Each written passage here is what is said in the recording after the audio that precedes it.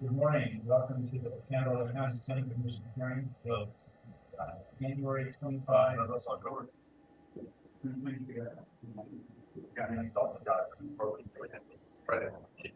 I'll start over again.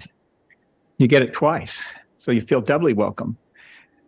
Good morning, and welcome to our Santa Barbara County Planning Commission hearing of January 25, 2023. And let me ask you to join me with the Pledge of Allegiance. Pledge allegiance to the flag of the United States of America, and to the republic for which it stands, one nation, under God, indivisible, with liberty and justice for all.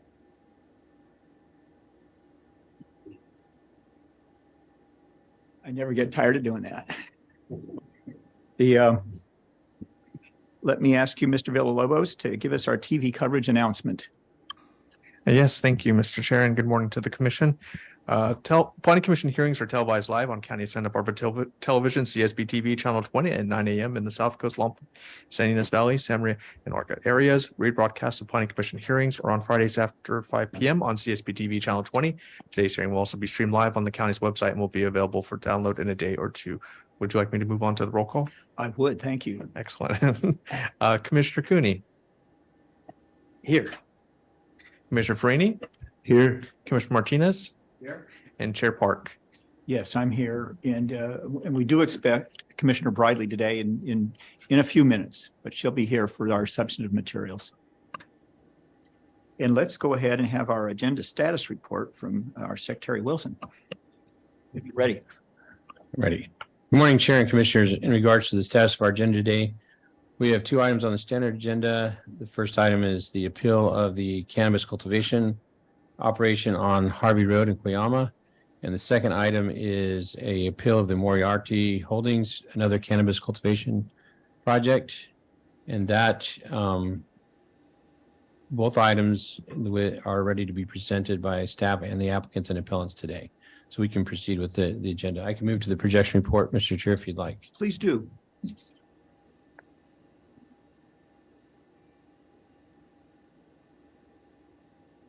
Chair and Commissioners, looking at the projection report, our next scheduled hearing is next Wednesday, February 1st. That will be located in Santa Barbara.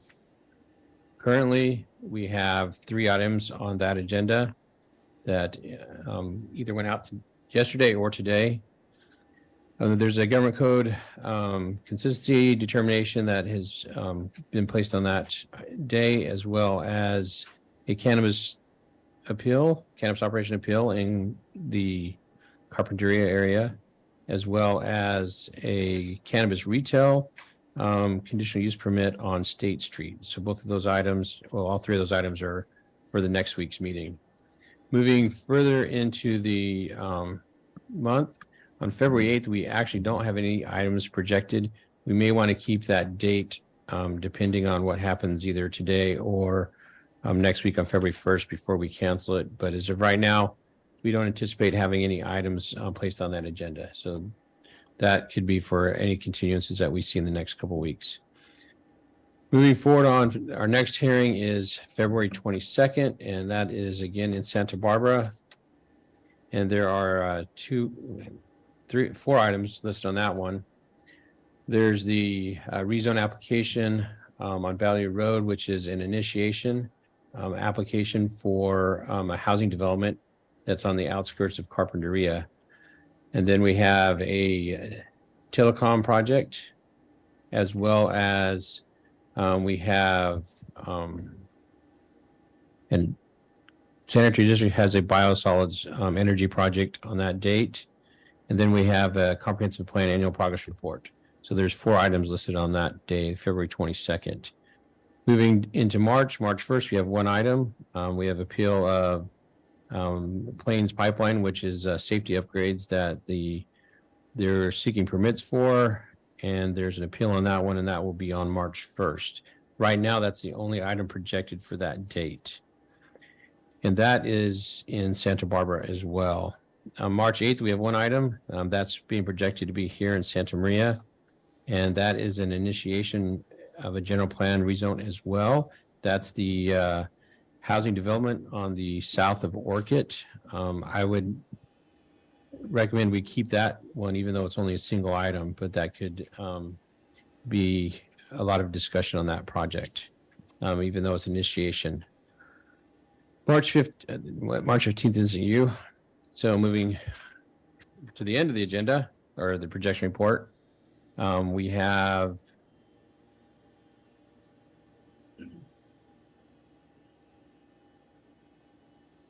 sorry, my paper's all backwards, so I'm flipping it around. So which So- date are you on now? I'm now on March 29th. March 29, okay. So that's in Santa Maria, and that's the project that was before the commission several years ago, which is the North Fork Ranch Frost Ponds out in Koyama. That is projected to be here on March 29th. And then April 5th, we have the safety element update wildfire policies that's going to come before you by long range planning on April 5th. So we already have a busy year all the way down into April. So Mr. Chair and Commissioners, that's the projection report. We'll have something to do. And let the record reflect that Commissioner Bradley's joined us. Good to see you. Thank you. And let's move on to public comment. And public comment would be comment by members of the public on matters that are not on our agenda. And we limit you to 3 minutes and 15 minutes total. Do we have any public comment lined up? Mr. Chair, I believe our speakers on Zoom are here for items on the standard agenda, and I have not received any speaker slips for anyone in the room. Very good. Okay, well then let's move on to the next item, which is Planning Commissioners Informational Reports. My fellow commissioners, do any of you have anything you'd like to report on? Yes. Well, Commissioner Bradley, go for it. I went to this captivating session yesterday, led by none other than our chairman, Commissioner Park, on housing. And I will let probably him speak to it further, but it was very helpful to a lot of people in the room. A good mix of planners and attorneys. So it was good to hear everybody, and wanting to send a shout out to Dan Clement, because I bet he came in with a bunch of good information from what he already briefed us on. So it was very illuminating. It was very good. That's it. Good. I will speak to that for a moment. It was just because I enjoyed my fellow speakers so much. Dan Clement and then Jay Higgins. And as I've said before, none of us are particularly good at having filters. And but it was a good mix, getting somebody from private industry to comment on whether these housing law changes make a practical difference or not. And then having Dan's presentation, and I just mixed in something. And but it was really cool though to see this mixture of planners and attorneys. And I couldn't help but notice, and Commissioner, Cooney, you get a kick out of this. I'd look out the room and I'd see people that had been practicing law about 10, 15 years before I did. And why they were coming to this, I don't know. It's a testament to something, that they want to still practice law and that they thought it was worth listening to this. So, kind of fun. Well, very good. Anybody else? Well, our next item then will be our minutes. And we're looking at the minutes of the hearing of January 11. Is that correct? Yeah. Does anyone have comments on those minutes? I did not see anything worthy of reporting, Mr. Chair, so I would move approval of the minutes as presented. Well, thank you. And do we hear a second? I'll second. Thank you, Commissioner Farini. And we don't need a roll call vote, do we? How exciting. That's why I like these meetings in person. So do I do the all in favor say aye, or do you do that? Okay, well, all in favor say aye then. Aye. Okay, there's no no's or absence because we got a unanimous aye, I think. So the motion's carried. Let's go on to our director's report. Good morning, Mr. Chair, members of the commission. This morning I have wanted to give you an update on where we are with the recovery efforts for the storm. So we are no longer working in the EOC except for some GIS work that we're doing. We've transitioned to recovery. The county has transitioned to recovery. And we've been, the EOC has been standing up what they call local assistance centers. And we've had a number of them throughout the county. Some in Orcutt, I think one in Sisquoc. We've had them in Montecito. And I think there's another one, correct me if I'm wrong, Mr. Wilson, there's another one this weekend in Orcutt in the northern part of the county. And the EOC is working on getting a regular setup of assistance centers that will be sort of a recovery center like we did with the debris flow. I just don't know those locations yet, but I think there's going to be, there may be one or two of them established in the county to assist people with anything that they need in their process of recovery. We were declared by FEMA to receive individual assistance. So that's a really good thing for our residents.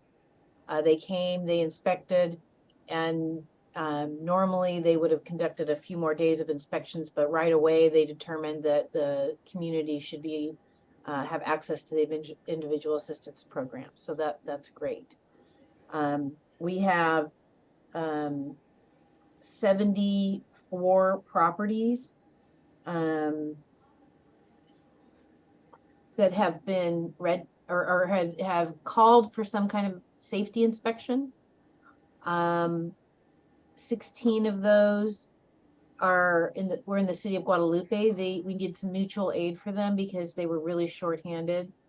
So our team went in and looked at their structures and gave them an assessment. There was one in Buellton, and the rest of those are in the unincorporated area. As of today, I believe we only have 3 red tags. So that's also good news. There was not a lot of absolute, such serious damage that you can't enter the structure. There's about an even split between green and yellow tags. And so people will be working through the system to bring those yellow tagged structures back to green so that they can occupy them. So I think unless there's any other questions, I can move on, but I'm happy to answer them. And let's hear what the Board of Supervisors up to. Yep. Oh, I did want to note that in Isla Vista, we flew the bluffs twice with a drone through the fire department, which is very gracious of them. They helped us do that because the tides were so high and the surf was so high that we weren't able to get down on the beach. My team has been down there. I have not yet met with them, but we know from our drone flights and from some visual inspections from the top of the bluff that there wasn't a significant amount of damage there. There were a couple of overhanging patios that had to be cut back, and that has been taken care of. So we'll keep an eye on that and let you know if there's anything else to report there. So in terms of the board actions, yesterday at the board, they heard an item that did not go through the Planning Commission, but went through Historic Landmarks Commission. And they had proposed a designation of Rocky Nook Park to be a historic park or landmark, I should say.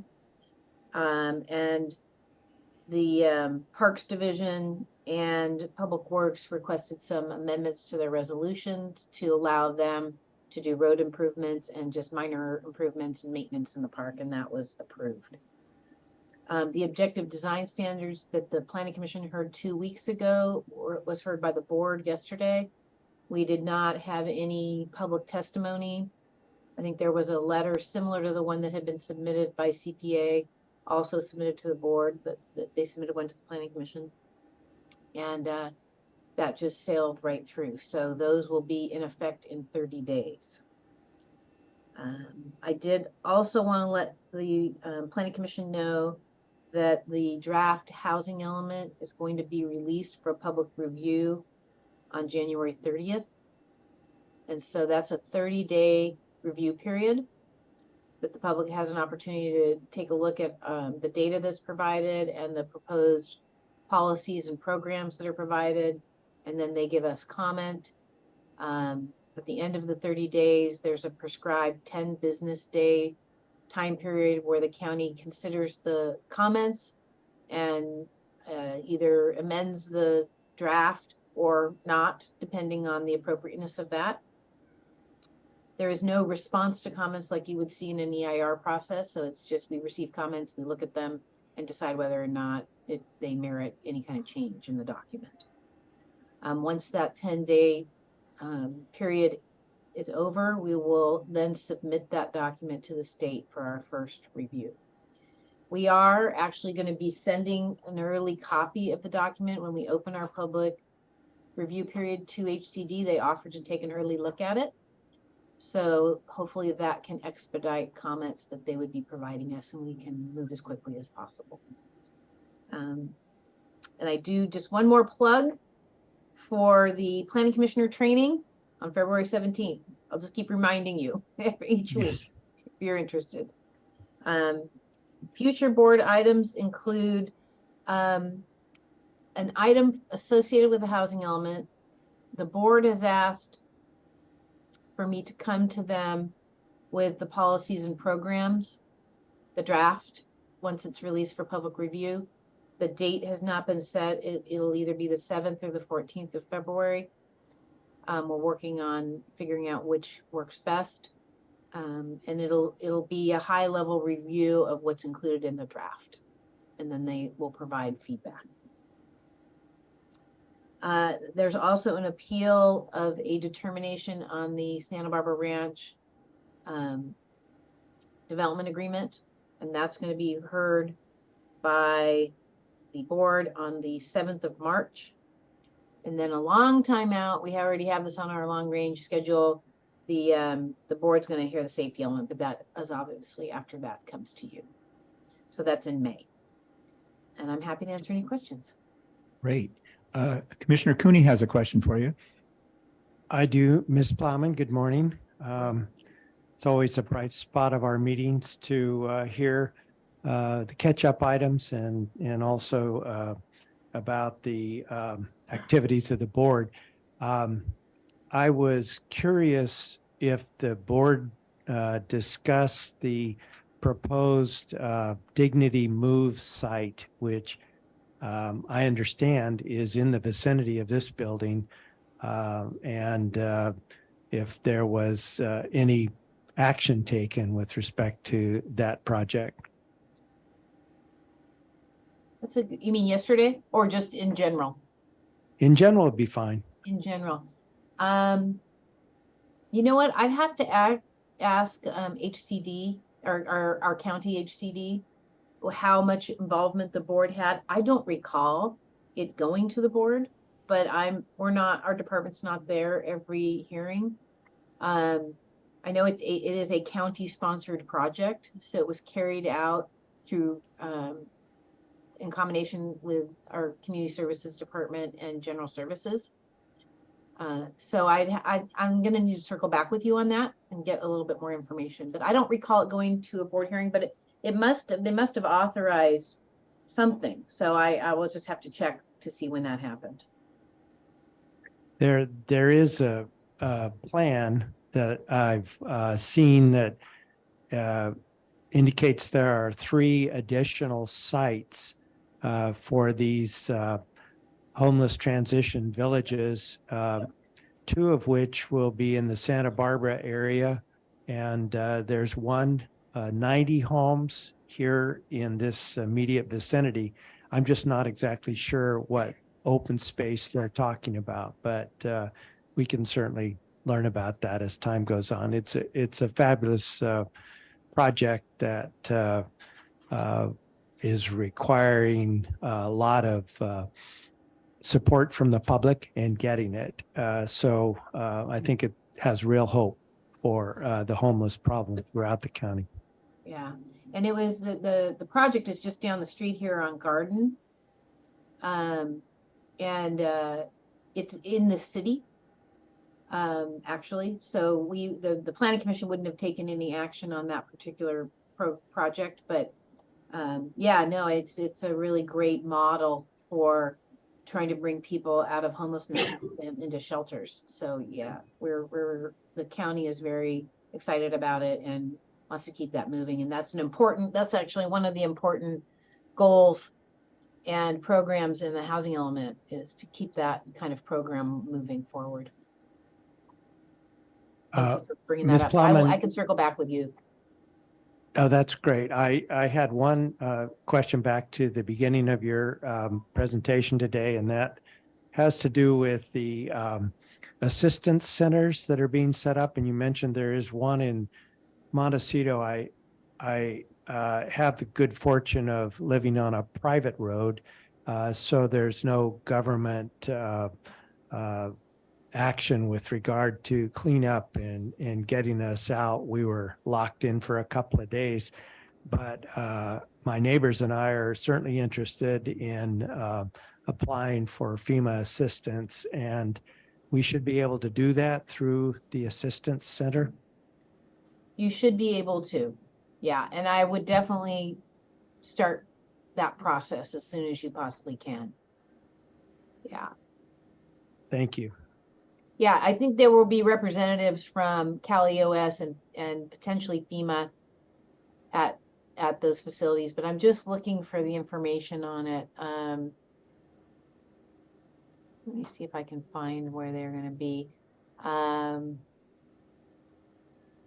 If you guys want to go ahead and move on, I'm going to look it up, so then I can circle back with Mr. Wilson, and he can tell you where that's going to be located. Okay, and Commissioner Bradley, do you have a question?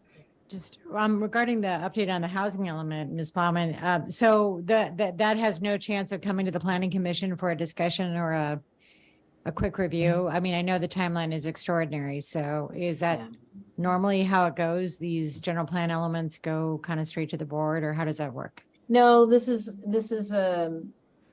normally we would come to the Planning Commission, but sometimes in a work program process, we will go to the board to make sure we get the clear direction from them before we start environmental review, like we did with the Ag Enterprise Ordinance. So that's not unusual for us, but we are in a very compressed time frame. So unfortunately, we are not going to have the opportunity to bring it to the Planning Commission before that. I understand. So if there's anybody, I mean, if I had comments on it, I just have to do that as a member of the public, right? During that 30-day review. That's correct. Okay, thanks. Sure.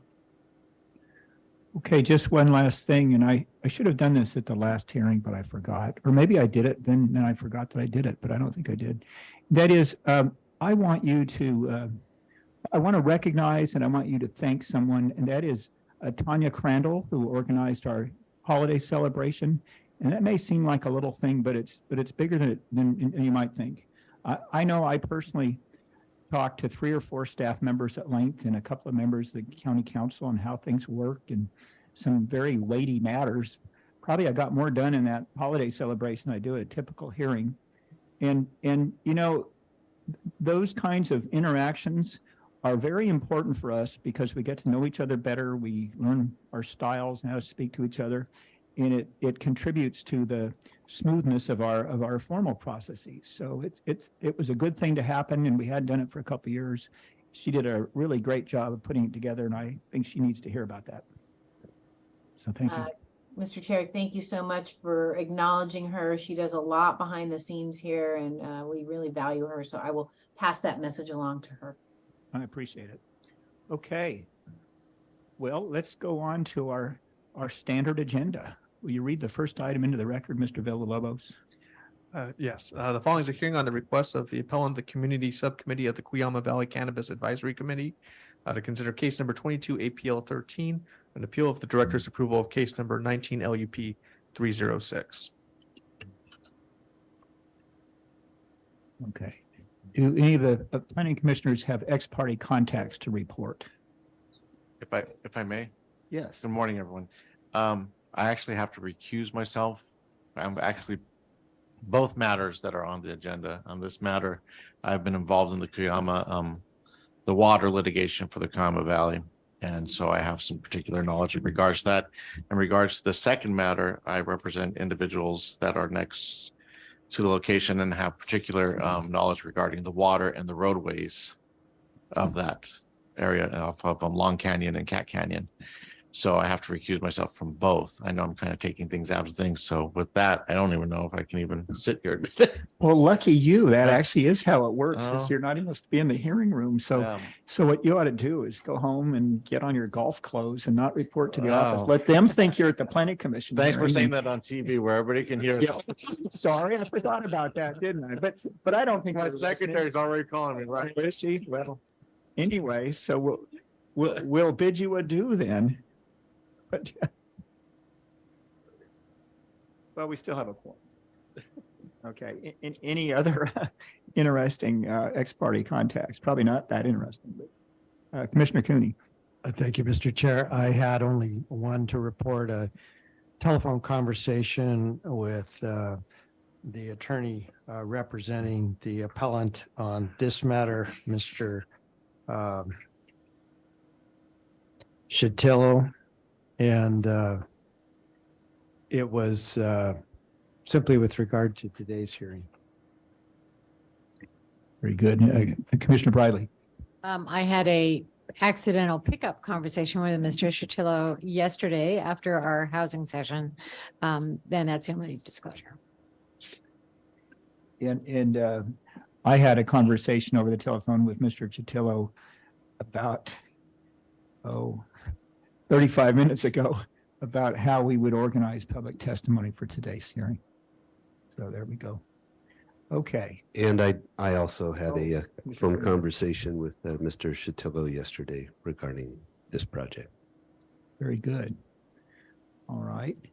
Well, is staff ready to make your presentation, Ms. Byler? Mr. Chair, if I could Oh, interrupt yes. before Ms. Baylor presents. Two items that I'd like to note is the county council that's representing this project, Brian Pettit, he will be available via Zoom for any questions from the commission regarding this item. Ms. Kim is here to provide support, but Mr. Pettit will be the voice in the ether on this item. And Ms. Kim will be covering the second item. Okay. Yeah. I don't know how that works logistically, but you just tell us as we go along. We'll let you know how that works out. And then we do want to acknowledge Ms. Baylor, who was recently promoted to supervising planner.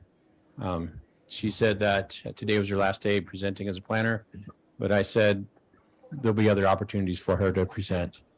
And in addition, this has nothing to do with this item, but Shannon Reese was also promoted to supervising planner. So we are fully staffed with supervisors in the North County office. So we're excited for both of them. So with that, Mr. Chair, we can turn it over to Ms. Baylor. Well, that's good news. And we'll see about if we let you get away from making any presentations. Thank you. I look forward to more presentations in the future. You will. Don't get me wrong. Well, good morning. Thank you all. Good morning, Mr. Chair and members of the commission. This morning, I am presenting the Community Subcommittee of the Cuyama Valley Cannabis Advisory Committee appeal of the 501 Harvey Road Cannabis Cultivation Land Use Permit. On April 27th, the director granted approval of the land use permit, and on May 9th, the advisory committee filed an appeal. The 100-acre subject property shown outlined in white is zoned Ag 2 and is located 0.8 miles north of Highway 166, northwest of New Cuyama. Access to the site is provided by Harvey Road, a private road shown by the dotted red line. The proposed project includes 6.17 acres of outdoor cannabis cultivation without hoop structures. There will be up to 6 full-time employees with no additional seasonal employees. 2 harvests and plantings per year will take place. Hours of operation will be from 6 a.m. to 10 p.m., with outdoor operation hours limited to daylight. No new structures are proposed. An existing building will be used as an office, break room, and storage. The cultivation premise will be surrounded by 6-foot-tall fencing. The project includes 10-foot-tall security lighting and 1 new 5,000-gallon water tank. Water will be provided by an existing on-site well. Here's a site plan showing the 100-acre parcel outlined in black. There will be 6.17 acres of outdoor cultivation in the northeast corner shown in light green. The rest of the parcel will not be used for the proposed project. Here's an enlarged site plan showing the northeast corner of the parcel with the parcel boundary shown in black. The 6.17 acre outdoor cultivation area is in green. Existing non-cannabis structures are shown in pink, including 2 dwellings, a storage barn, and 3 storage sheds, which are located outside of the cannabis premise. The existing 966 square foot building shown in purple will be used for an office, employee break room, and storage. Fencing is shown in blue, lights are shown as yellow stars, and the road and parking area are shown in gray. You can't really see the gray on this slide, I'm sorry. But the road runs along the north of the outdoor cultivation area and along the western edge and the southern edge. I will now present an overview of the appeal and staff's responses. For appeal issue 1, the appellant states that the project will increase groundwater extraction from the overdrafted Cuyama groundwater basin, and the project does not comply with the Cuyama Valley Cannabis Advisory Committee groundwater guidelines. In response, the project proposes to use 19.7 acre-feet per year of water, which is less than the established county threshold of 31.194 acre-feet per year for the Cuyama Valley groundwater basin. The project will be subject to the Cuyama Basin Groundwater Sustainability Plan, and P&D does not enforce private matters. For appeal issue 2, the appellant states that the project will cause harm to the Cuyama community. In response, the project is consistent with all comprehensive plan policies and LUDC development standards, and the project also complies with CEQA. For appeal issue 3, the appellant states that the project's groundwater use should be fully offset. In response, neither the PEIR nor our county thresholds require offsets.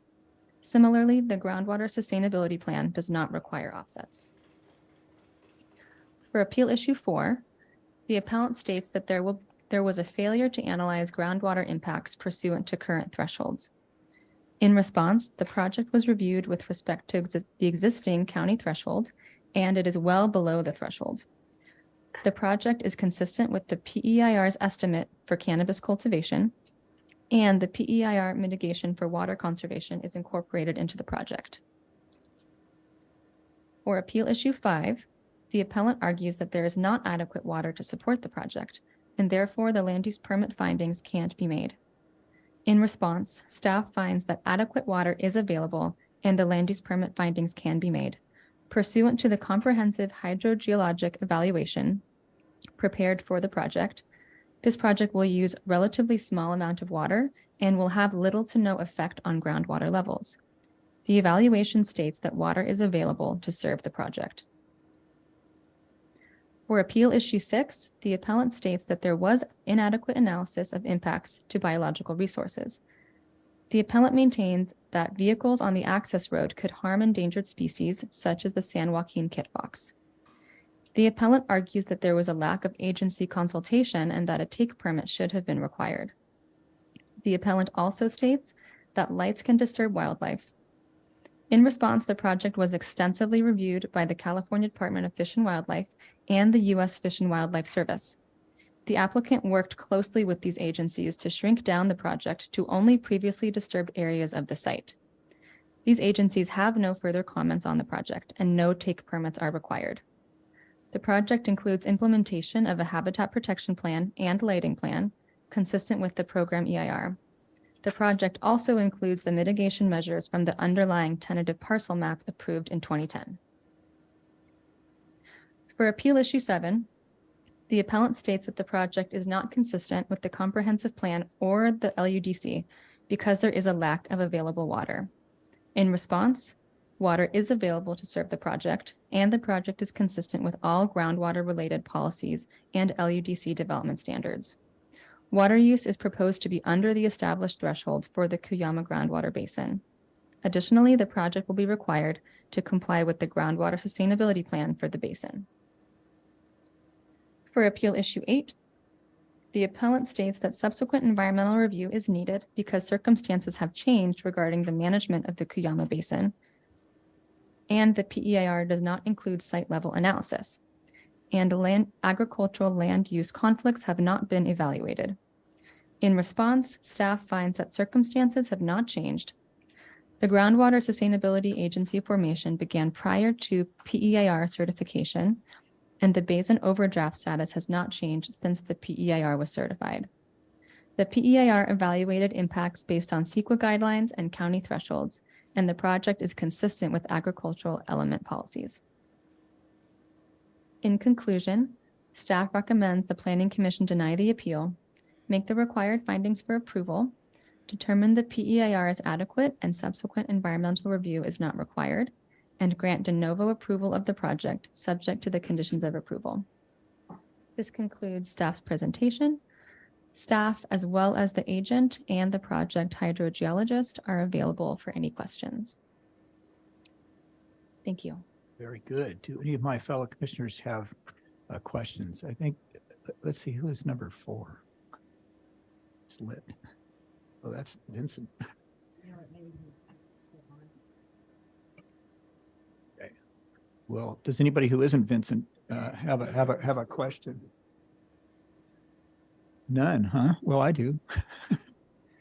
I'm going to tell you I'm a little confused by some things. It's not your fault. It's just me. But when I read the staff report, and I read it carefully, it had multiple references to environmental thresholds, and then and there were different dates attached to them, and that got me confused. Both, I didn't know what the environmental thresholds were and what their significance is to this matter, but they seem to be the deciding factor. And there were references to 1992, to 2008, and 2021. So if you could explain to me what they are. And a side comment is, when I'm reviewing something, I want to know where it is so I can read it myself. And I didn't know how to even do that here. And it didn't appear to be an exhibit to anything. Maybe it was and I didn't see it. So if you could address what thresholds are, which date we're supposed to be paying attention to, and why is it so significant in this case? I'd really appreciate that. Yes, Chair Park, thank you for your question. So the County Environmental Thresholds and Guidelines Manual has the threshold that we are abiding by for this project. That's our CEQA threshold that we're using. For the Cuyama groundwater basin, it was established in 1992, and the threshold is 31.194 acre feet per year. So as I said in the presentation, the project proposes 19.7 acre feet per year, which is below that threshold. So that hopefully that clarifies, that's the threshold that we're talking about. Now, let me be really blunt. It appears in the staff report, and I'm oversimplifying, that the statement that the thresholds is 31 acre feet basically determines the whole matter, and that we don't get concerned at all with groundwater effects, which doesn't quite fit with my own view of it all, but I'd like to kind of understand that. So I have no room for further rumination and determination because the threshold says that. That's correct. So the threshold is what we're beholden to for CEQA purposes. However, in addition to the thresholds, additional analysis has also been performed for this project, Right. which is site-specific. So we've actually looked at the water that is available for this specific site at this well. So that supplements the threshold discussion that we include in the staff report. Now with CEQA, of course, I look at the PEIR, and then I look at the question of, is there some environmental issue that wasn't analyzed in the PEIR, and do we need something supplemental? And here we had some additional review. But what impact would those environmental thresholds have from 1992 on our determination of whether this project is consistent with our various policies in the general plan in the LUDC? Does it determine that?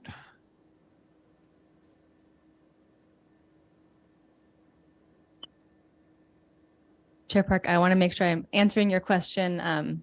So feel free to ask it again if I miss it. But the comprehensive plan has a set of policies that we review for Yeah. project consistency, which is separate than our CEQA determination Right. that the project will not have impacts. So the project is consistent with our policies. And then also we've reviewed it pursuant to CEQA and the program EIR and the thresholds in our county guidelines, and found that it's below the thresholds, and that there will not be an impact. But for example, if members of the planning commission felt that it wasn't consistent with the general plan, that's still a valid inquiry regardless of what the thresholds are, correct? Yes. Yeah.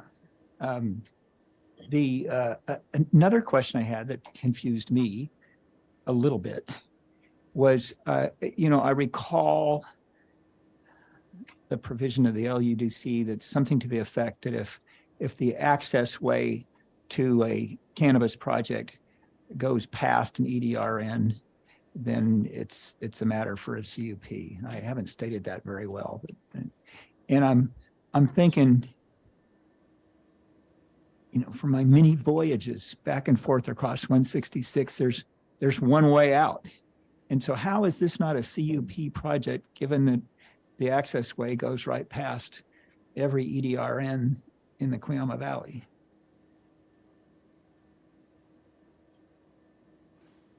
Or I mean, mixing apples and oranges. I don't know.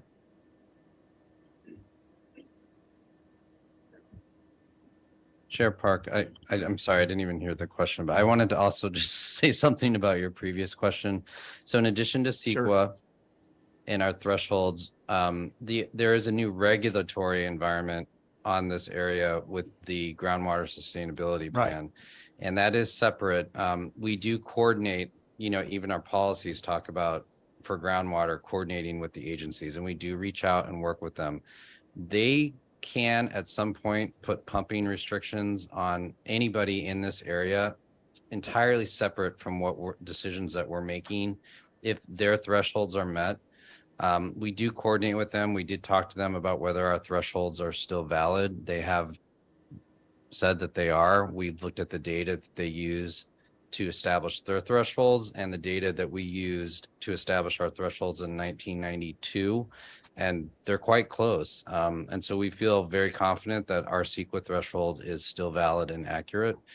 So that's another layer of regulatory, and the CEQA is a little separate. And then we do have the policy stuff. And we feel like if we can make the CEQA argument and we're working with the agencies, that it meets the policies. And that's how we got to our An decision. argument by analogy. Yes. I get that. Yeah. Sure. But I'm sorry, if you could repeat the last question. So the other question was, and this is going from my imperfect memory of the EDRN CUP provision, that if the access way to a project goes through through or adjacent to an EDRN, then it's a CUP project. And I remember we had that discussion about some of them we had on Highway 246, for example. And so I'm wondering if this same topic is relevant to talk about here, because I'm thinking about it. I'm not quite understanding why this isn't a CUP project. Thank you for your question, Chair Park. So you are correct. There is a standard in the ordinance that states if sole access to the project is through an EDRN, then the project should be processed as a CUP. For this project, the applicant has demonstrated that they have other ways to access the parcel. So specifically on the east side of 166, you can access the site without passing through an EDRN. So that standard doesn't apply to this proposed project. So this project is east of Old Cuyama? This project is west of Old Cuyama. So there is the Ranch Oil EDRN, which is west of the project site. Yes, let me see if I can bring an aerial up. I need to get it on the monitor. Because it seems to be between New Cuyama and Old Cuyama. So I'm thinking like I could ride a horse to the north from there and get away from the highway, and I've done that, but I don't know any other way to do it.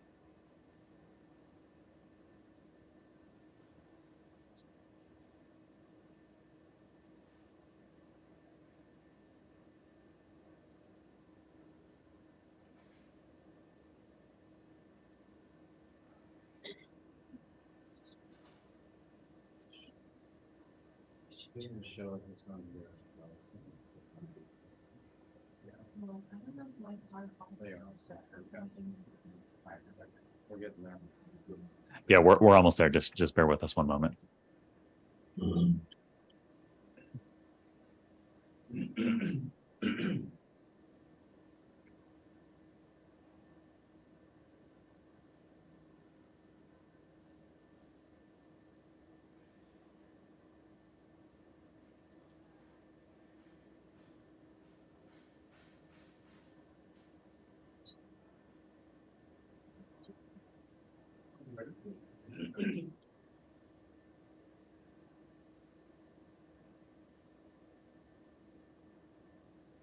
Okay, so I hope this helps answer the question. So you see that there is an EDRN here. Here's the project site with the red dot. Here's another EDRN. So the point of access runs adjacent to the EDRN. It doesn't go through the EDRN. So the EDRN is on the north side of 166 over here, and then this EDRN is on the south side. So we don't have an issue where the EDRN crosses the road. Therefore, the access does not pass through the EDRN. Okay, we had. And that's consistent with how we've addressed other No, projects. it was. It drew some controversy. Let's just put it that way. Okay. Well, thank you for addressing my questions. And let's move on. Yes, A Commissioner little, Riley. maybe a little bit of an epitaph to Chair Park's question about the other dates on the CEQA thresholds. They were amended later, weren't they? So you had the 1992 citation, right? And then, I think Commissioner Park actually talked about a 2008 and a later date because they do get touched and amended as law and standards change. Maybe not on groundwater basis, but do I have that right?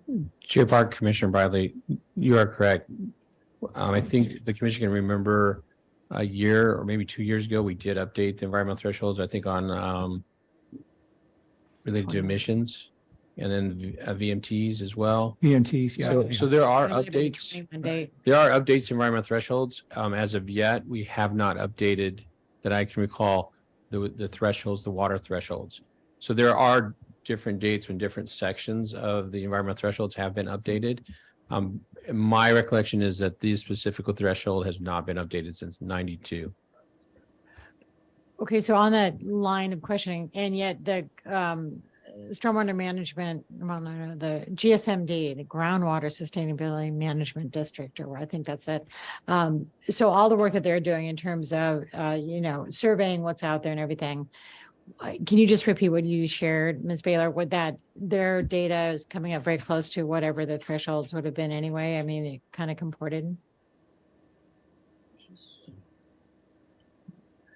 Commissioner Bradley, essentially what we found when we looked at the GSP, the GSA, and they established a GSP for the Cuyama area for that basin, and the deficit, the annual deficit in that basin that is current from all the data that they've collected now is the same that was analyzed back in 1992. So it's very similar data. So we, through that, we were able to determine that the threshold that was evaluated was still relevant.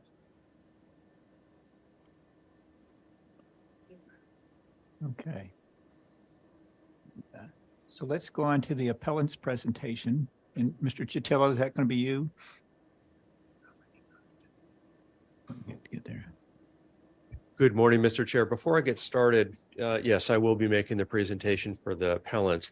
The folks on Zoom are reporting that they're not getting any of the visual part. So I'll gather my materials, and if I could ask staff to look into that. There's no issue on our end. I already responded to an email, so I think it's probably likely a view settings issue. I can see on I'm running the Zoom meeting off my laptop. It's broadcasting as it Okay, should. great. Thank you. Give me just a moment to gather my papers. Sure. Well, Mr. Chitillo is doing that. I'm going to explain something that I've made a decision about and how we conduct testimony today. We have members of the community that are here and also on Zoom. They may have some affiliation with the organization that Mr. Chitillo is representing, but their involvement predated the existence of that organization. Thank you. And they're individual members of the community. So even though it's my general belief that when we have an organization that's appearing by a representative for a long presentation, that we then shouldn't have their principal members speak individually as members of the public, that instead they should speak as part of the presentation, because these folks are scattered through the community and have this important relationship as members of the public, but also as the organization. I want to allow them to speak individually as members of the public, and they'll have the typical 3 minutes per person to speak. That being said, Mr. Chitillo, I hope that your presentation isn't unduly long, because we're going to let many of the people you work with speak. What are you expecting for the length of your presentation? My hope is my plan is to keep the presentation less than 15 minutes and reserve a few minutes for rebuttal. Then let's do this. Let's go for 20 minutes, okay? And that would include both your basic presentation and your rebuttal. Excellent. I And appreciate is there someone here for the applicant? And then is that all right with you? You'll also have 20 minutes? Understand that? Okay. Okay, well, let's go for that. Go ahead, please. Thank you, Mr. Chair and members of the Planning Commission. I'm Mark Chitillo on behalf of the Community Subcommittee of the Cuyama Valley Cannabis Advisory Committee. Let's see if I can get this to go. There we go. We just by means of orientation, the Cuyama Valley Cannabis Advisory Committee was formed last year and the year before to address cannabis issues in the Cuyama Valley. And apparently Zoom's working, so I'm waiting to hear a confirmation from the folks that are in the hinterlands. This group was formed to be able to advise the county and the community with respect to cannabis issues in Cuyama Valley. The Community Subcommittee is a subgroup of the overall advisory committee that's comprised of individuals that live in Cuyama and otherwise have businesses and farms and work there and are not growers and not involved in the cannabis industry. So it is this group that I represent that's brought this appeal. You're familiar with the Cuyama Valley, of course, and there's the location of the project itself and the delineation of some of the groundwater subbasins. And as you know, Cuyama has a significant water issue. So the key issues that we're bringing forward today, first is the water supply adequacy, both the county policies, CEQA thresholds, and the overall problem that's associated with the Cuyama Valley. And let's see, Mr. Villalobos, would you set the clock? I'm sorry, I'm not seeing it here, or shall I keep track of my time? 20 minutes. I can do that, but thank you. Give him another minute for going through how the lights work. That's okay. He's starting at 20 now, so we're good. Good. Thank you. So the issues, water supply adequacy.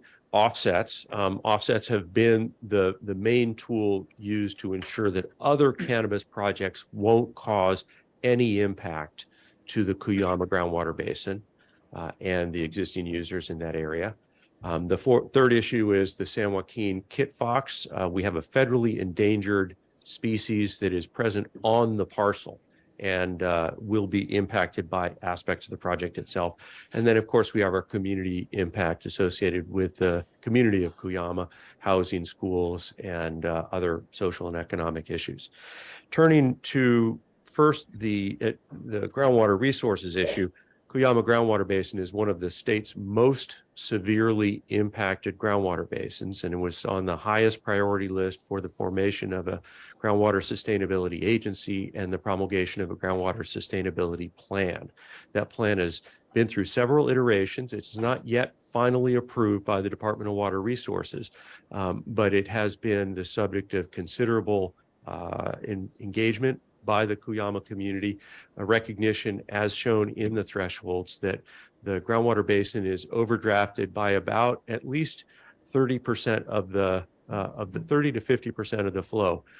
That is to say that the extractions out of the basin exceed the recharge in the basin by 30 to 50%. That's between 20 and 40,000 acre feet of water of a deficit.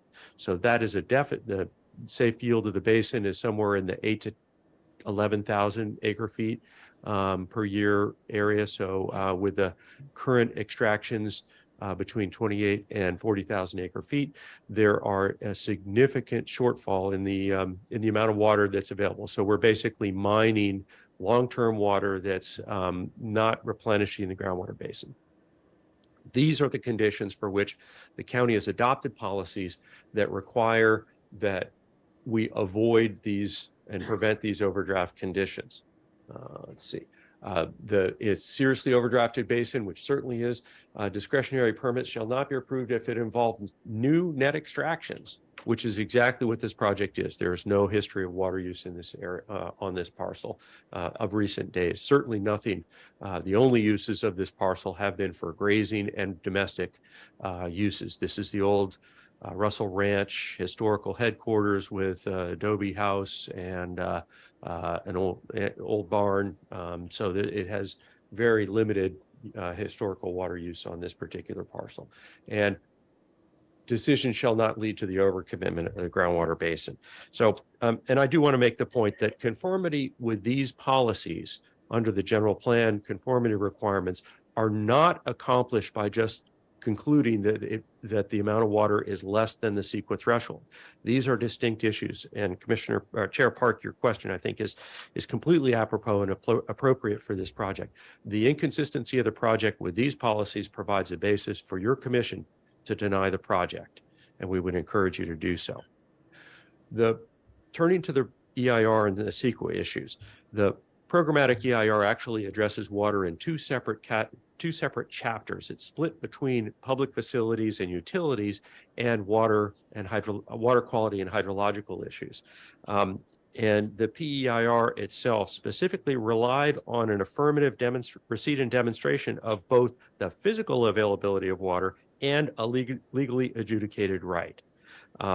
Only when you can prove those things, the PEIR assumes that the impacts will not be anticipated. In the Cuyama Basin, as I mentioned, extraction is happening at basically double the recharge. So with the groundwater sustainability plan in formulation, and then recently the carrot farmers filed a groundwater adjudication, which Commissioner Martinez apparently is a party, is counsel to, that will culminate in a physical solution for the entire Cuyama groundwater basin. We are years from the resolution of that case. However, there will be interim steps in the determination of that groundwater adjudication that will help inform what water is available for extraction in the Cuyama groundwater basin.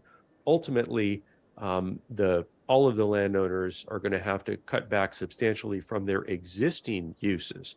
And currently we're seeing that there are no existing history of extractions on this property. And we'll note also that other cannabis grows in Cuyama have each complied with the guidelines that were developed to mitigate these impacts to the Cuyama community, as well as employ the use of offsets to ensure that there would be no net hydrological impact associated with their cannabis project. In our mind, in our view, the county has failed to perform the site-specific environmental review of this project's individual groundwater basin, impacts to the groundwater basin. As I described in the materials, and we'll discuss in a moment, the applicant has at various times offered a voluntary offset, but they didn't do that in the context of environmental review, and that's not part of your project description. And that is really just an unenforceable statement at this point. And while staff has indicated they believe that the 1992 thresholds are adequate, in fact, they are on the work plan for updating. They are over 30 years old. They were promulgated in 1992 when many of the issues associated with the specifics in the groundwater basin were unknown. We know a lot more now, and I think that the revisions to the groundwater thresholds will, well, I'll say it this way, that reliance just on the thresholds itself is not adequate to ensure that there won't be impacts to the groundwater basin. In our view, there are emissions from the project description, including specifically the offset of the project's water. That is a hallmark of every cannabis project in Cuyama. This applicant has declined to make a binding commitment by including it in their project description. Your commission does, in my opinion, have the authority to impose it as a condition. However, based on the other issues that are out there, our request is that the commission deny this project. The applicant, as I mentioned, made promises without following up to offset, and I'm glad that the applicant's counsel will be here to address this issue. But because while they did make submittals saying that they're willing to get an offset and they'll write an offset requirement once they're ready to cultivate, that obviously is going to be unenforceable unless it's part of this project description, as it is not now. There's a bit of a complicated history in the advisory committee's work with an integration of the guidelines into the overall permitting process with the county. The guidelines themselves are not county sanctioned. They were developed working with the county, but they're not part of the county's discretionary authority. It's a voluntary commitment that all the other cannabis growers have agreed to. And at the very beginning, when they were finally concluded on July 7th, 2021, there was a 3-week window for applicants to be able to use out of basin offsets in order to offset a project's impacts. And Cuyama Greens did submit a letter indicating that they intended to comply with the guidelines, but when we followed up with that through communications, they were unwilling to agree to the terms of the guidelines themselves, which include a requirement that offsets be reflected within the project description. So those offsets would in fact be enforceable by the county. And that change in position necessitated this appeal and underscores the inadequacy of the water supply in the absence of offsets. I presented a sample from the Suarez project where the offsets are included in the project description. But as indicated previously, we feel that this project is really ripe for denial. And I'm going to identify a handful of other issues, move to Kit Fox, and then I'll wrap up. There's an inconsistency in the project description and really an inadequacy in the transportation plan. Staff reported that this project will only require 6 employees. And so their transportation plan should reflect that. But instead, the transportation plan, while the site plan says that the number of employees and workers will not change, and the project description said there'll only be the 6 people, they then included a provision in the transportation plan that they'll use carpools and shuttles for contract workers during harvest. Now, the reality of cannabis operations is that there's you have a flurry of activity during planting, then there's the growing period, and then there's harvest. And when harvest happens, it generally is an all hands on deck. The way they've scoped this project description with a maximum of 6 employees, they're going to be limited in their ability to harvest the project acreage rapidly. And when we have a rain forecast or other conditions that can impact the value and quality of a ripe and mature crop, they want to harvest it quickly. All the other cannabis growers, every single one that your commission has looked at, has allowed for seasonal employees to come in and assist with harvest. It's unrealistic, and it raises questions with respect to this applicant's experience in the cannabis industry to indicate that they're not going to bring any other additional workers during harvest. It's going to obviously be very difficult to enforce a condition like this. So we'd ask that this be an issue that that the commission consider to either amend the transportation plan and project description or for denial of the project. More significantly is the findings that are presented in your packet. At the top is the finding itself that you're asked to make, is that the property is currently served by an existing well that has historically supported the grazing and ranch activities. The proposed project will continue to use the existing well to serve both agricultural and domestic water. Well, the existing on-ranch well went dry. It's only 300 feet deep, and the groundwater levels dropped well below that probably over a decade ago. So, and if you look at the hydrological evaluation that Earth Forensics put forward, it's an attachment to your hearing, attachment I, they indicate that they have recently installed a new on-site groundwater well, which will be used to irrigate the cultivation project. Well, that's facially inconsistent with the finding that you're being asked to make. There is reference in that report to the adjacent well on the, or a well on an adjacent Grimway property to the east that has a sharing agreement to provide for water for the residences. So the finding that you're being asked to make is not supported by the evidence in the record. In fact, the applicant's own materials are directly contrary. Similarly, the hydrological report makes a fatal, well, it's a facial error. It concludes that the project is not in the central basin. Well, here are the various sub-basins to the Cuyama groundwater basin, and the most overdrafted one is the central basin right here. The revised hydrological report reverses course. The original hydrological report submitted with the application stated specifically that the project is located in the central basin, the central region, the central subbasin. And that's important because unfortunately, our slides are a little washed out here and it's difficult to see, but the current, these should be darker reds, and they show indicating the decrease in groundwater level. And the project site is really at one of the most critical spots within the basin where the water level has been reduced substantially. The project, there's a separate management area boundary in addition to the central basin. And this management area is the one that initially is going to be subject to the cutback surrounded by the red line. And there is the project site, and you have to zoom it in, but you can see that the project site actually crosses the boundary of the central management area.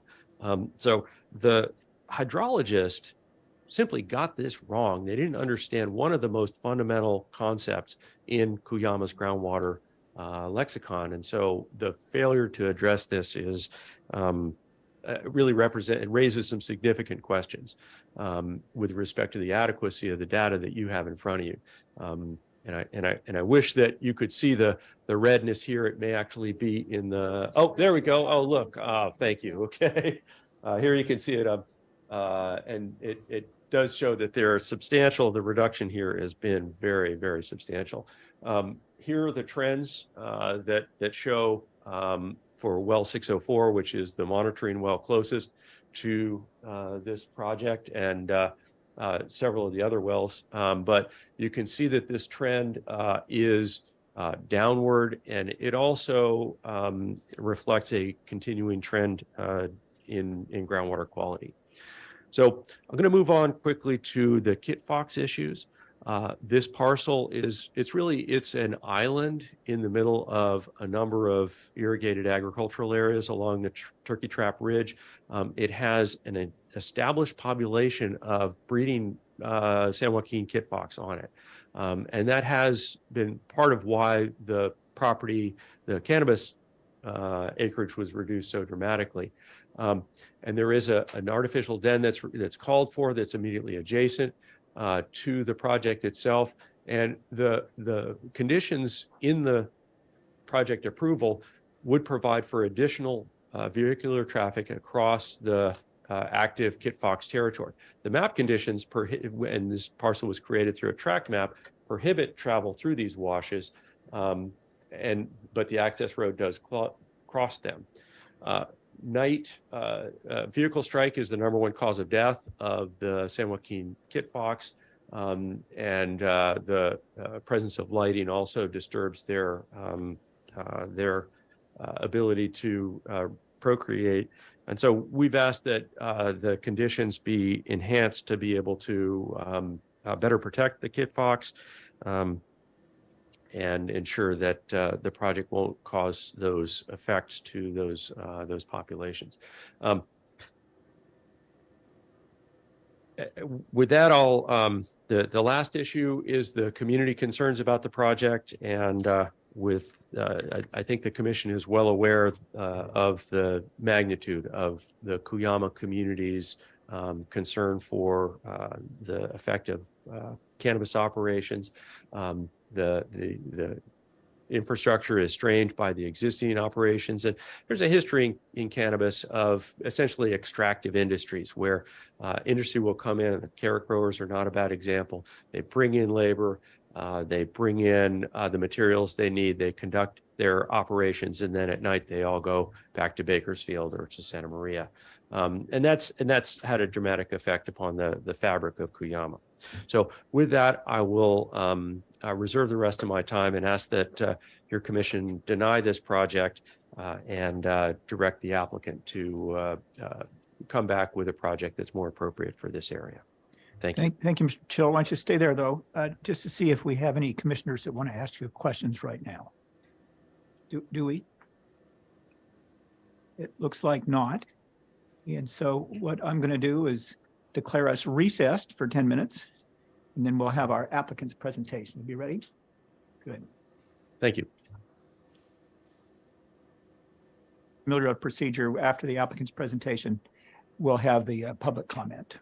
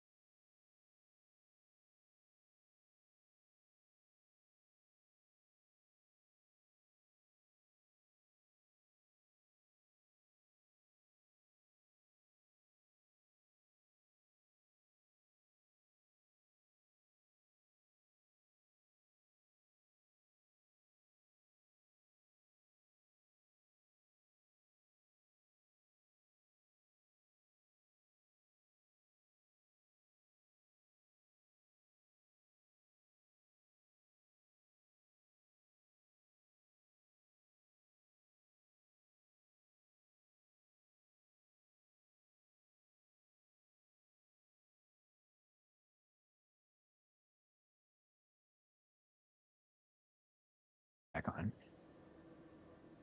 Now we're back on. Okay, we are reconvened and now we're ready for the applicant's presentation. You'd like to come to the podium. And just like the appellant's presentation, and I know I'm repeating myself, you have 20 minutes.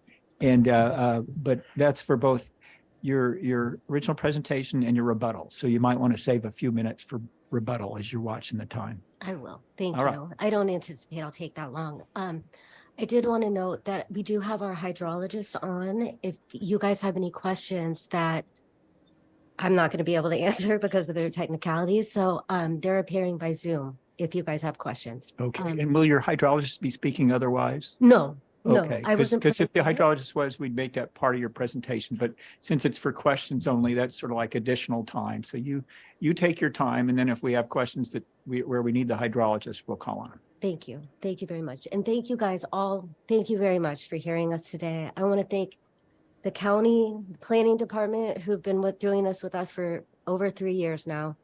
Gwen, congratulations. That's awesome. So thank you all. From the outset, I would like to discuss the kit box because I think that we can dispense of that relatively simply. I've got a very important question for you. Yes. Okay. Would you state your full name for the Yes. record so we know who you are and we can be properly polite, but it's in there. Thanks. I'm sorry. Yes, thank you. My name is Molly Pitluck. On behalf of Kiama Greens LLC, we submitted our project in May, July of 2019. Initially, it was going to be for 40 acres. We consulted with U.S. Fish and Wildlife Service, the county, and CDFW extensively over a year regarding the kit fox and any other species, plant species, animal species on the property. Not only did they ultimately say, after we redesigned the project to include only the already developed portions of the parcel, not only did they say that no further consultation was needed, but they did say that they approved of the project as redesigned. We had that in the email and I included it in our memo. So the county has engaged in extensive site-specific review with third-party agencies such as U.S. Fish and Wildlife Service. We've submitted our phase 1 archaeological study, several biological assessments, habitat protection plan, habitat conservation plan. We've gotten permission from fire, EHS with conditions. We did the road naming. We got our notice of applicability with the State Resources Water Control Board, our LSA waiver, as we're not affecting any streams or anything like that with the California Department of Fish and Wildlife again. Lighting plans, our hydro evaluation, our water memo, security plan. We've had a site visit with the county, and that was Petra, and the Sheriff's Department came.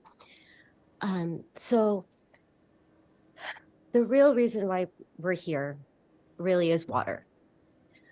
I wanted to give you some background on our communications with CVAC or the advisory committee. Initially in July of 2021, they gave people a 3-week deadline, and it was a 3-week deadline to agree to guidelines. We tried to get a hold of anybody in the agency, and everything was very, very new. So they didn't end up getting back to us until after August, or in August of 2021. And at that time, they told us, Mr. Chitillo told us that our agreement wasn't sufficient because we were just trying to meet that 3-week deadline. So he said our agreement wasn't sufficient, but that he'd be willing to say that our agreement to the guidelines was timely. Well, by that time, we had contacted already 5 different offset providers or potential offset providers trying to reach a deal to get that into our project. Some of them, one of them said that due to the litigation in the basin, that they would rather wait to decide to enter into any offsets. Others said that our project was very small and we would have to offset a larger amount to make it worth their while, which we were totally willing to do.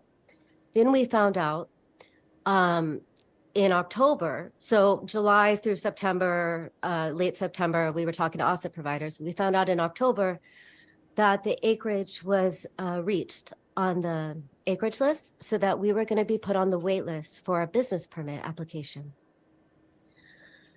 At that point, we weren't going to be able to enter into an agreement with a farmer to fallow his fields without knowing when that agreement would be able to take place.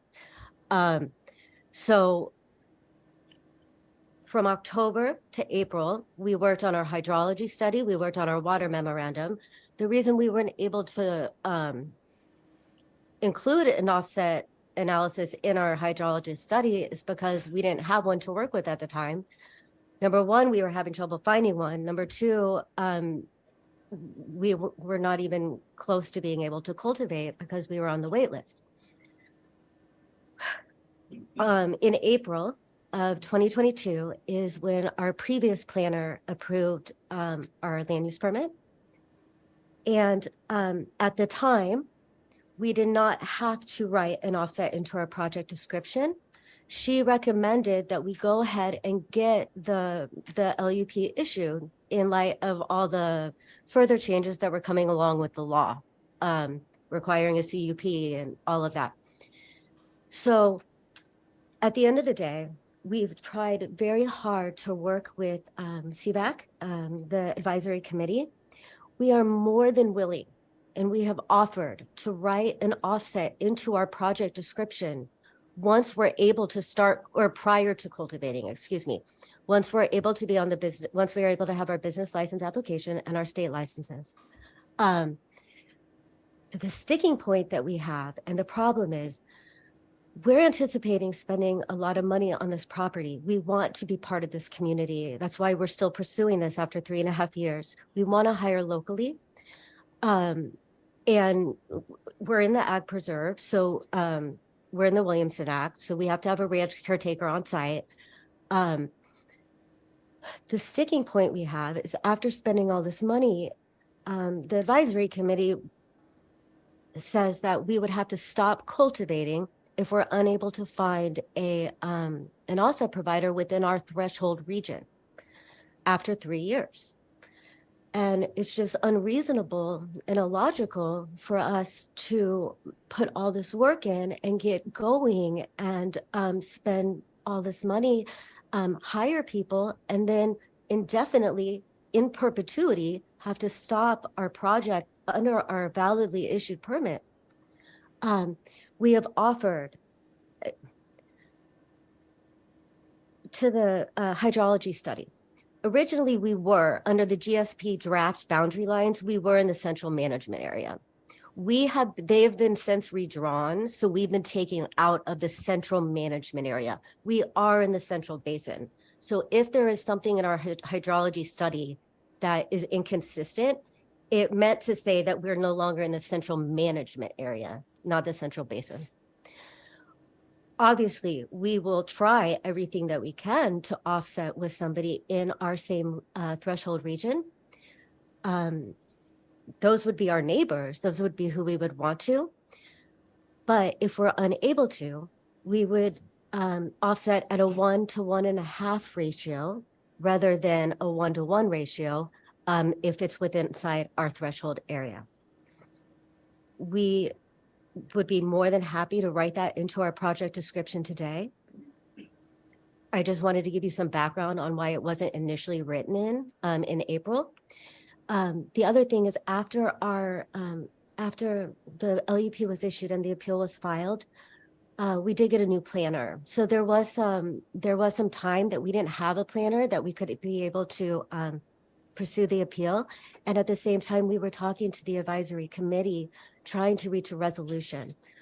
Our main sticking point is the 3-year limit, having to stop the project. And then finally, regarding the transportation plan, something that's a little different about this project is that we're doing all processing off-site. So the same day that it will be harvested, it will be transported by a local licensed third-party processor so that they can take care of it, which is going to cut down on the need for contract work because we're not processing. We're just simply, and the people who are going to be on site with us, local hires, they're going to be on the parcel all the time. So they'll always be able to get ahead of all of planting, harvesting, and then preparing it for the third-party processor to pick up. And that's really all. I mean, I'm here, I'm available for questions, and our hydrologist is too. Ms. Pitluck, you'll have plenty of time for rebuttal, and it'll be after the public comment. Yes, But do any of my fellow commissioners have questions of Ms. Pitluck right now as opposed to later? Mr. Bradley? Sorry. I was taking down notes because I think your explanation about the chronology of working with the advisory committee and everything, that was helpful. Can you just repeat, what is the thing about the 3-year restriction that you're hearing from the committee? Because I must not have caught that. Yes. So in the guidelines, and this is what we have issue with, it says that if for a period of 3 years, if you can't find someone within your threshold region to offset with, you have to stop cultivating under your valid permit. You have to stop all project until you can find someone in your threshold region. Because the state, there's litigation going on right now. The GSP is not final yet. It hopefully will be. They just turned in the final, hopefully the final revisions to it, but the GSP is not even final yet.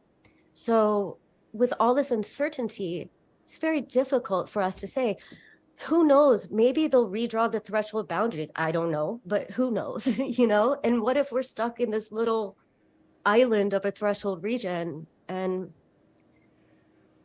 That helps. Thank you. yeah. Okay. Well, let's move on to public comment then. Thank you, Ms. Thank Pitluck. you. Thank you so much. And what do we have today for public comment? Mr. Villalobos, do we have Zoom people? Do we have people here as well? We have 2 people who are joining us via Zoom.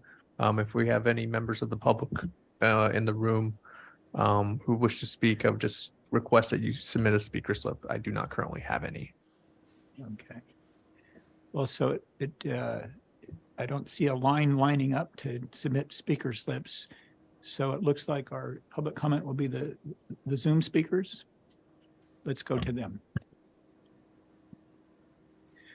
First speaker will be Roberta Jaffe. Good morning. Can you hear me? Yes. Great. Thank you very much. Chair Park and fellow commissioners, my name is Roberta Jaffe. I'm a resident of the Cuyama Basin and a small scale farmer.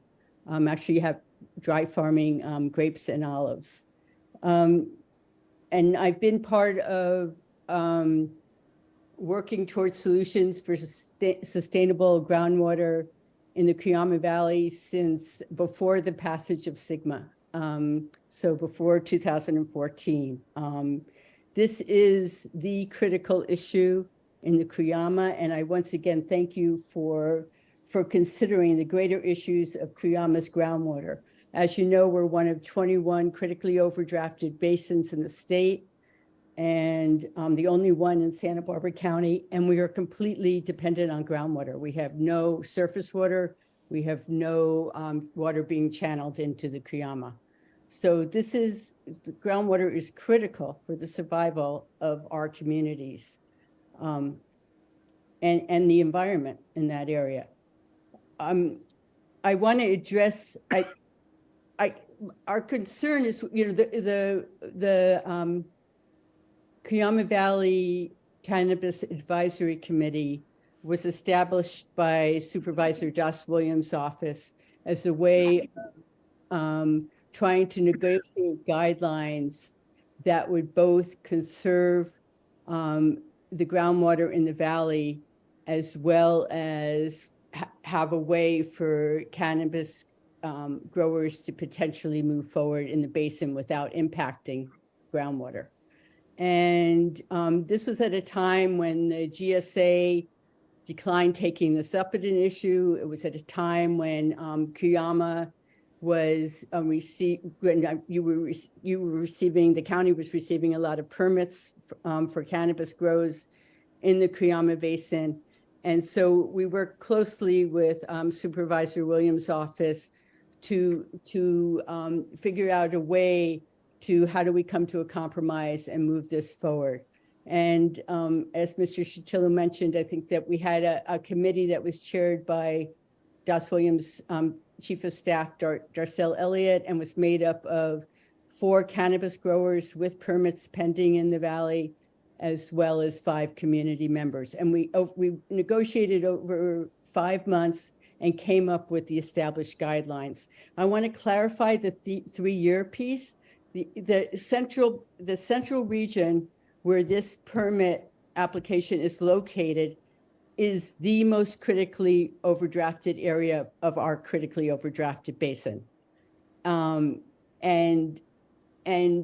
that's not going to go away. And it's definitely not going to go away if we allow more pumping to take place. The Groundwater Sustainability Agency has been in place for over 7 years. We've had our first plan denied by the state. And to date, there has been no reduction in the whole basin. So we're continuing to overpump our basin while the can gets kicked down the road. What we ask is that Cuyama Greens completely comply with the guidelines to protect our community, to protect neighboring wells, and to have an offset within the basin. And if they are not able to do that, that you deny their permit. Thank you very much. Right, and who do we have next? So our next speaker, it looks like perhaps your registration information defaulted to your device name. If you are Galaxy Tab A7 Lite, if you could just state your name for the record. My name is Pamela Bazook. All right, thank you. Go ahead whenever you're ready. Sure. I want to thank Chair Park and the commissioners for your careful consideration of the reasons for the appeal of this project. I am a resident of New Cuyama. I am on several different committees, including the Cuyama Valley Community Association, the Town and Beautification Committee, and Travel, and some others. And I'm speaking for myself today, though. I'm not representing any of those. One thing I wanted to bring out was the real estate. I have been tracking the real estate since 2018. And what I have noticed recently are that there are properties that are up for sale who have been sold recently, and they are promoting extraordinary water supplies and everything ready for cannabis. And this is a concern for the future. They also have no indication of improvements made. For one thing, one of the properties that was sold in 2021, in June 2021, for $2,200,000 is now for $5,500,000. Another one sold in 2020 for $275,000 and now up for $795,000. Again, these properties are promoting plenty of water. So our water is a huge consideration. Just to note, yes, the Russell Ranch property is a historic property, and it's been on the market now for 2,004 days. It's been pending since May 2019. Cuyama residents who have concern for the valley are attempting to preserve the natural resources and protect their quality of life. The Cuyama Cannabis Committee, as Ms. Jaffe noted, that were prospective cannabis growers and Cuyama residents who collaborated for weeks to create agreements that satisfied the cannabis growers' ability to pursue their business for profit and assure the community to do no harm to the environment. The prospective buyers of Russell Ranch do not indicate that they have any plans to invest in the community or respect the highly depleted water situation in their unwillingness to negotiate offsets and comply with the agreements. And we've heard from them today that they may be willing, and that's what we would encourage, that they do work with us and work with the community to put those offsets into their project plan. So members of the Planning Commission, I urge you to please uphold this appeal and reject the current proposed project of Cuyama Greens as it is written. And thank you. All right, unless if I missed anyone, go ahead and raise your hand in Zoom. And I still do not have any speaker slots for anyone in the room. Okay, so we're done with public comment. Let's go on to rebuttal by Mr. Chatillo, if you have any.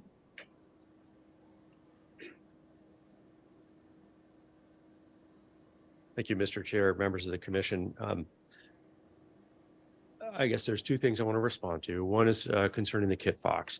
A lot of the information, in fact, none of the information with respect to negotiations, Fish and Wildlife and Department of Fish and Wildlife, federal and state, are part of the record. Looking at the biological report, there's no indication that they addressed the issue of the lighting and the vehicle strike. They didn't address those issues in the county's conditions. They're not part of the other information that's available.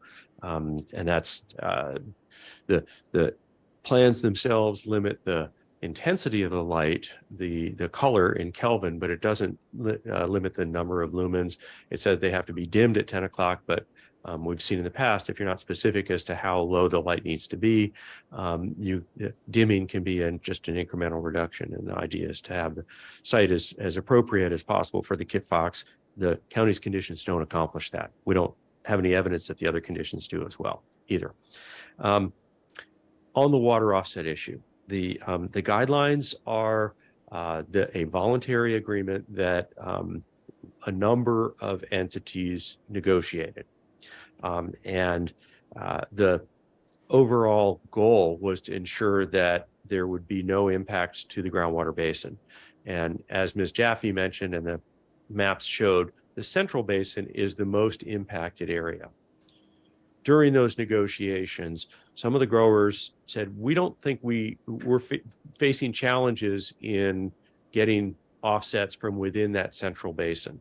So we would like a special dispensation that would allow the use of out of basin offsets for a limited period of time to be able to get their projects going and then become more, both to allow the maturation of the groundwater issues with the GSP and now the adjudication, as well as sort of the development of relations within the community in order to ensure that they would be able to continue to get offsets within the specific subbasin. But for a 3-year period, those that got in within 3 weeks of the signing of the agreement, which includes all the other cannabis growers, and Cuyama Greens reached out to us, and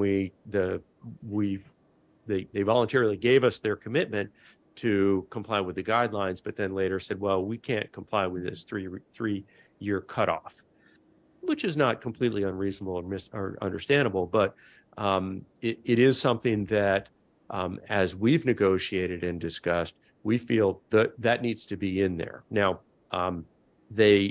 while they've said that they're willing to add offsets into their project description, we've not seen any language. It's not here. And that's in order, as your commission knows, in order to really make it effective, they need to agree that they're going to amend their project description and be specific about what they're committing to.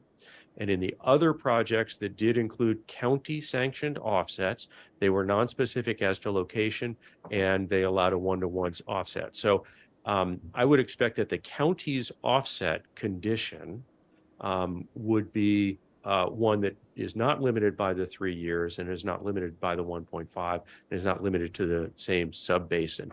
That's The county has in previous conduct indicated that those are the conditions, the offset conditions that they're comfortable with in these cannabis projects. It's a less effective condition than is provided for in the guidelines. If your commission or if the applicant wants to put that condition into the project description or that component into the project description, that then ensures that there will be bare minimum offsets. That then gives us the opportunity to continue our conversations with the applicant, knowing that the bare minimum offset will be part of this project, no matter what. And then we can continue and hopefully resolve the rest of our issues, which is really down to this one question of the 3-year expiration, and hopefully get a full integration of the guidelines into the voluntary components of the agreement. As it stands right now, we don't have that.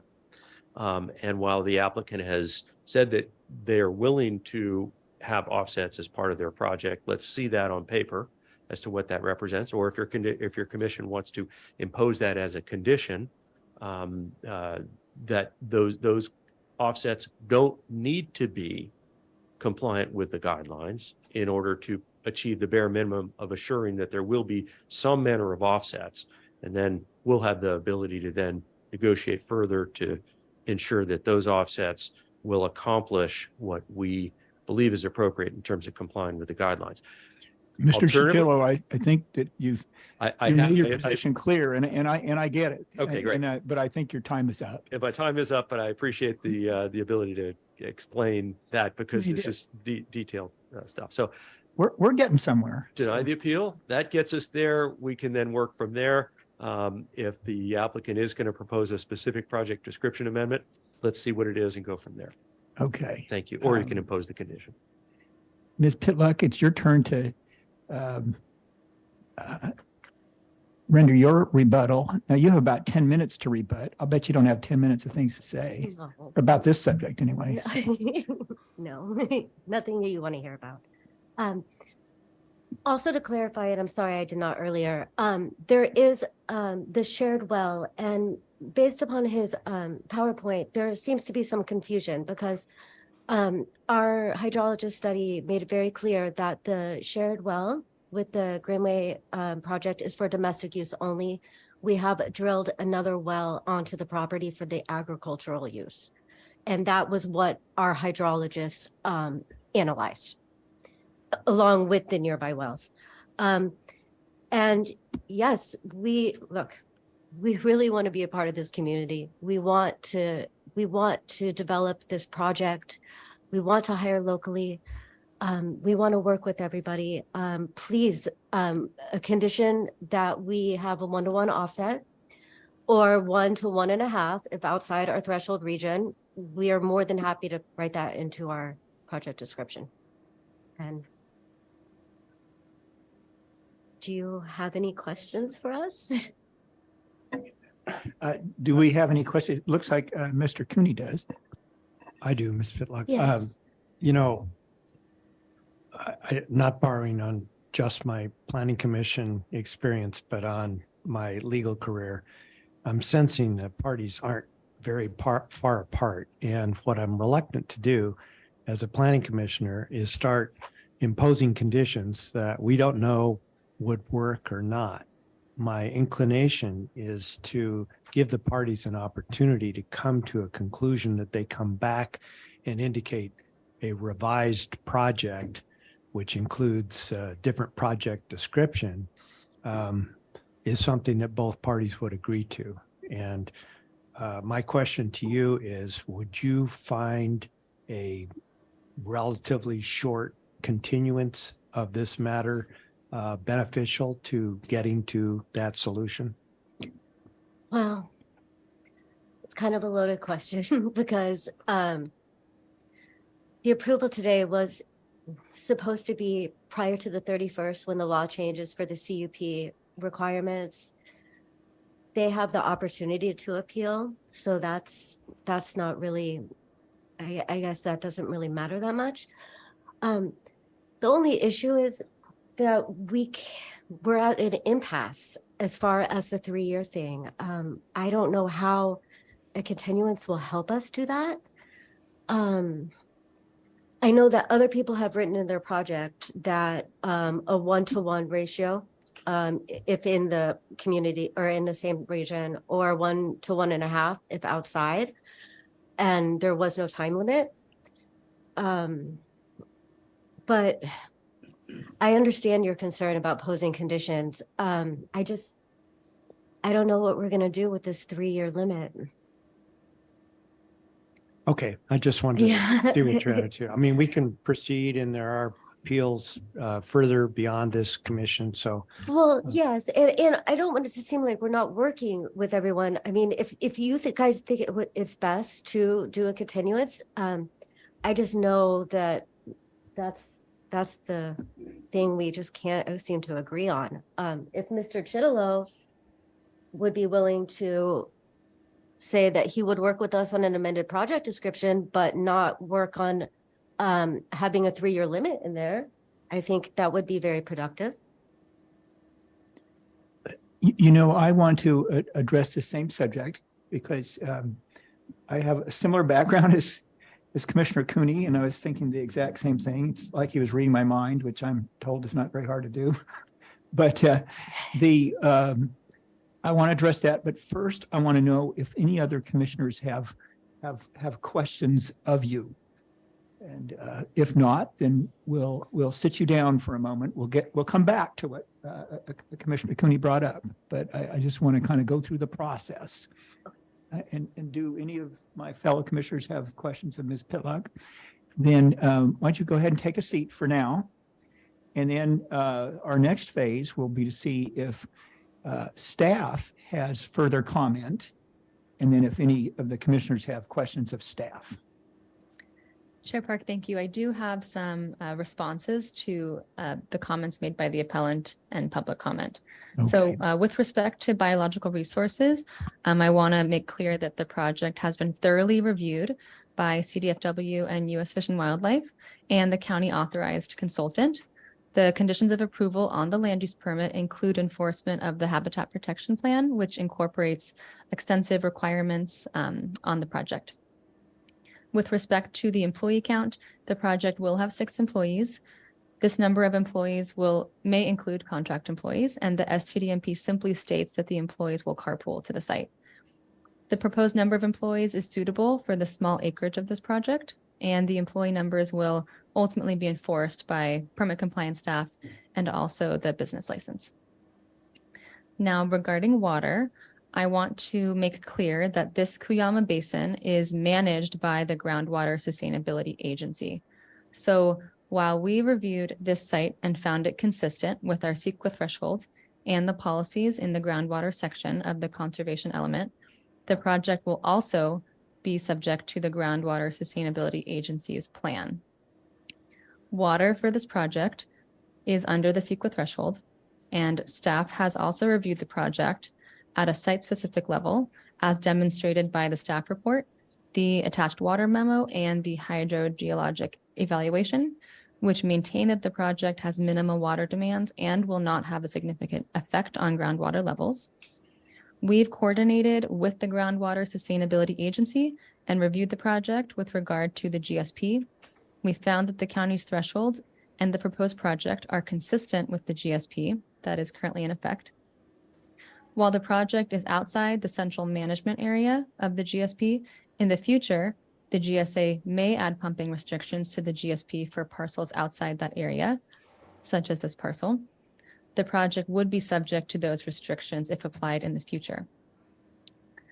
Planning and development doesn't have a nexus to require an offset condition, as discussed, but the project description could include an offset if the applicant proposes an offset. Okay. Thank you. Chair and commissioners, if I could add to that as Certainly. well. I also want to provide a little bit of a background as far as the current status of this application in regards to the business license. Oh, yes. And I think that may help with the questions or maybe deliberations on this. This project is outside of the current allowable business licenses. So it didn't make the cap. You said it did not? It did not make the cap. So they would have to wait until the acreages become available before they could even apply. They may be able to get on a wait list, but they would be several applications or acres below where that acres would become available. So there may be an opportunity for the applicant appellant to discuss changing a project description to where it's not tied to a 3-year period, but it's tied to obtaining a business license and prior to commencement that they would do the 1-to-1 offset. So it may be possible potentially that the applicant appellant could speak briefly on a break and then we could come back, but I'd leave that to the commission to decide if they would like to entertain that. But I wanted to make sure that the commission understood kind of where this project was in regards to being able to actually implement this permit if it was approved. I think that's a very good point. And it looks like Commissioner Briley's about to, oh no, you've already touched your button. Well, somebody did. No, it's Commissioner Cooney already. No, had, so- I'm sorry. That's, All right, then you go. He won't, unless he wants to later. Thank you, Secretary Wilson, for bringing that up. I thought part of the dilemma here was that they might be subject to a conditional use permit because they got caught in that permit amendment. Commissioner Briley, through the chair, that is also another factor that's in play at the moment. That ordinance amendment comes into effect on January 31st. So every application that's in process or new applications are going to be subject to the conditional use permit requirements.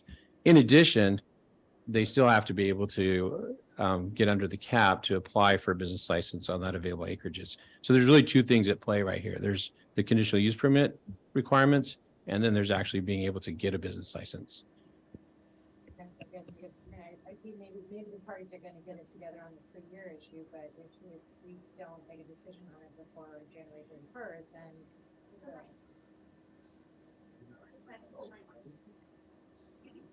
thank you. But I was listening anyway. Go ahead. No one else could hear.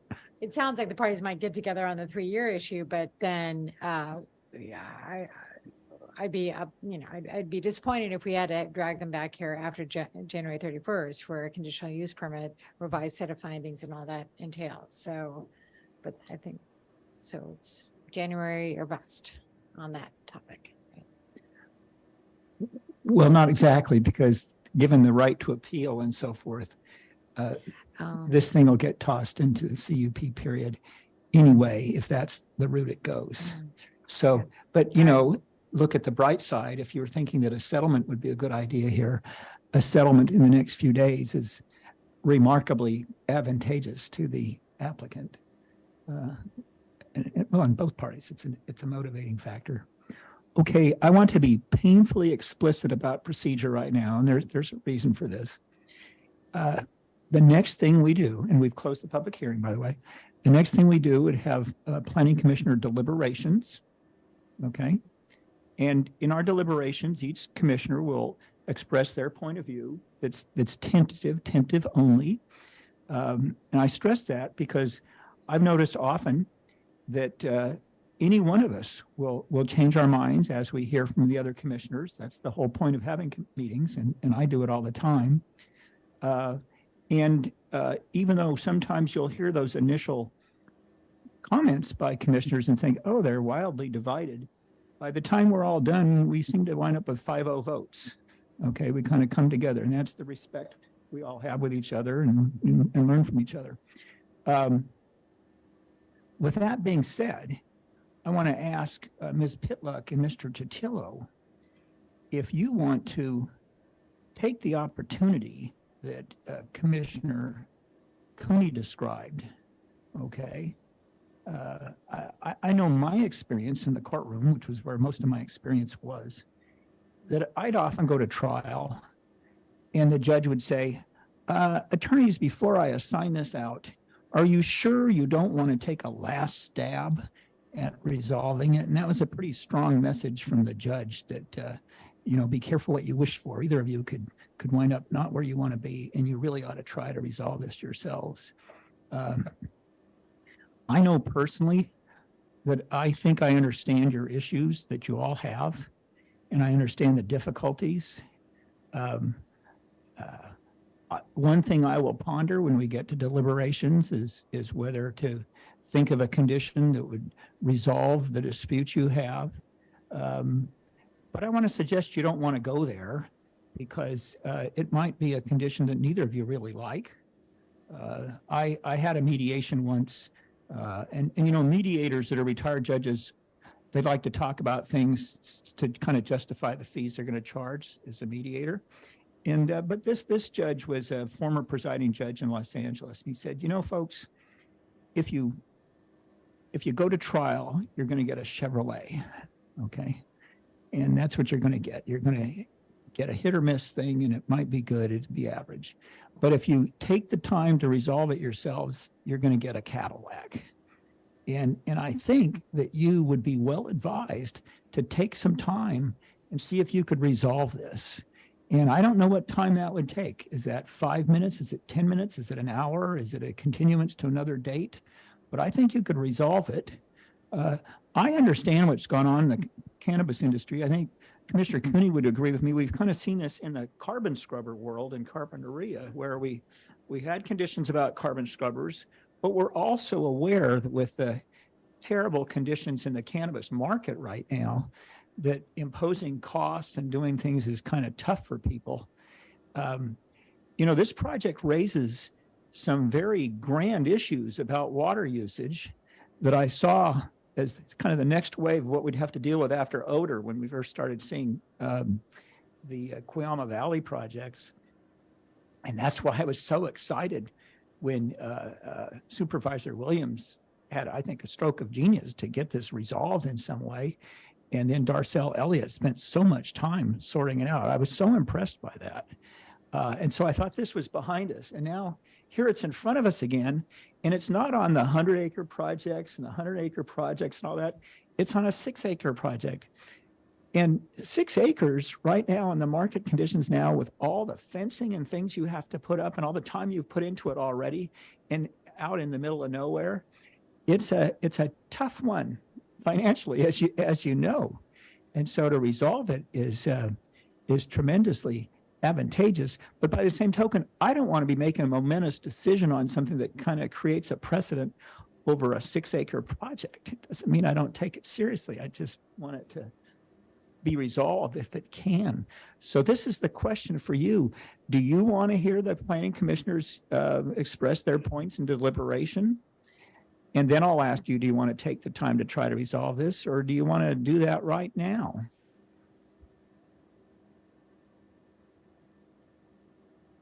Take a minute or two and talk about it. We'll stretch up or whatever. Chair Park, can we take a break while they do that? Let's do that. Let's take a 5-minute break.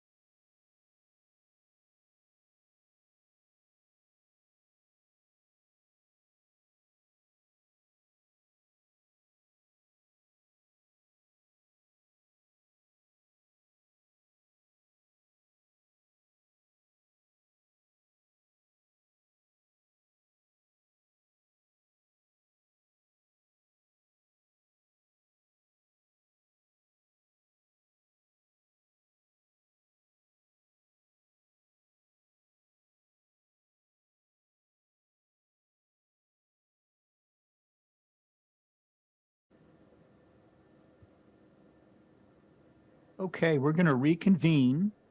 And this took more than 5 minutes, but if it resolves things, all for the better. And let me ask Ms. Pitluck and Mr. Chatillo, what would you like us to do with regard to going forward right now, this moment? Do you want some time? What do you want? And we may not pay attention to what you want and do something different, but we want to hear from you.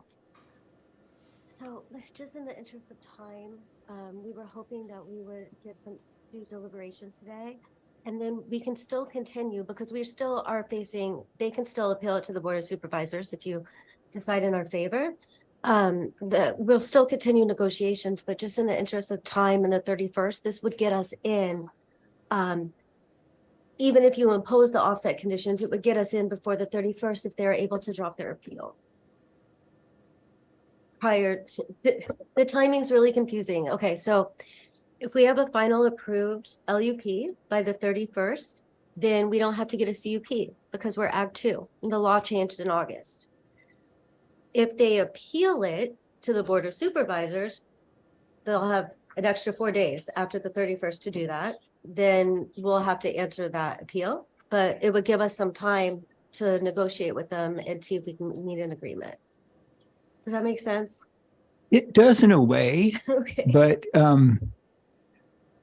as I told you, I'm not necessarily going to agree with what you're asking to do, and I'll be very truthful of why, because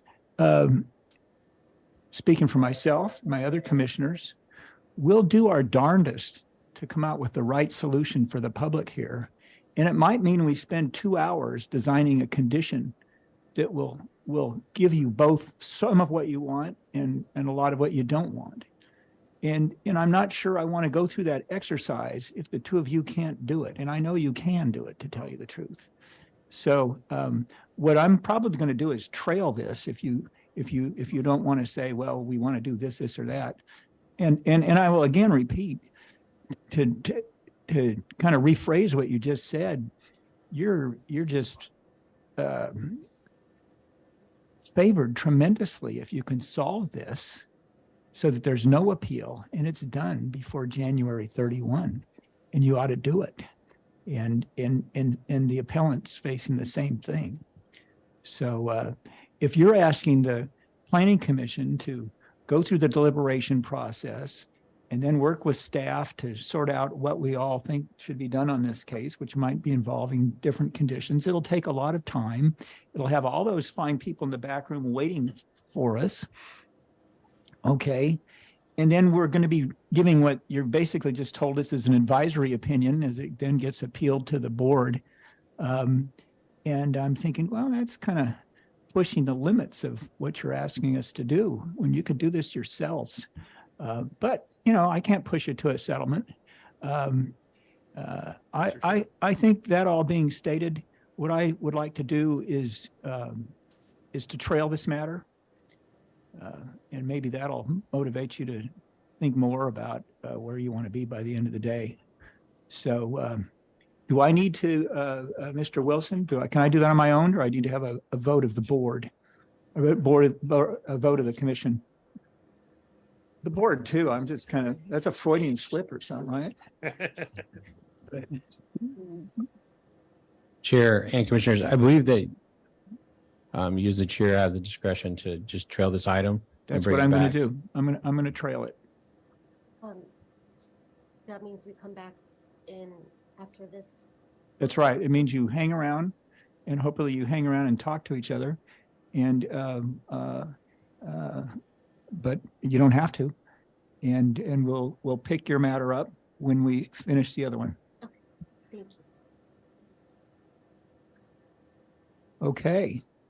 Let's we've had a break, a couple of breaks. So I think we can go ahead and start number 2. If you would read item number 2 into the record, Mr. Villalobos. The following is a hearing on the request of the appellant James Sullivan to consider case number 22 APL 8, an appeal of the director's decision to approve case number or land use per number, case number 19 LUP 273. Do we have any ex-parte contacts to report? I do not. No? Okay. then as soon as staff is ready, and we didn't give you much time, I realize that.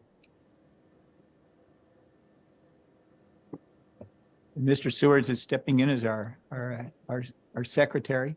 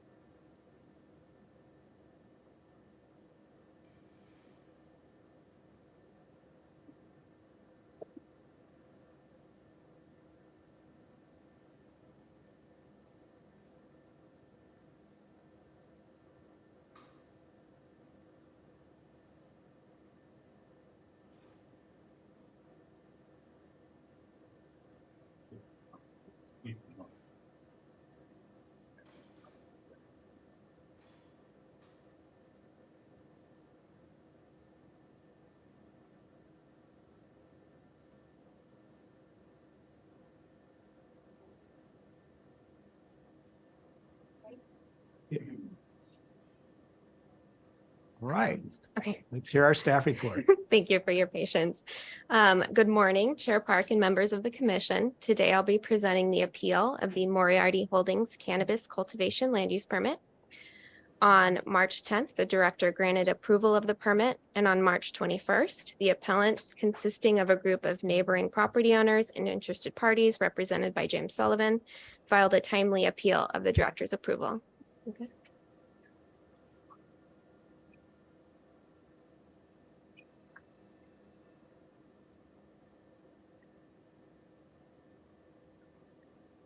There we go.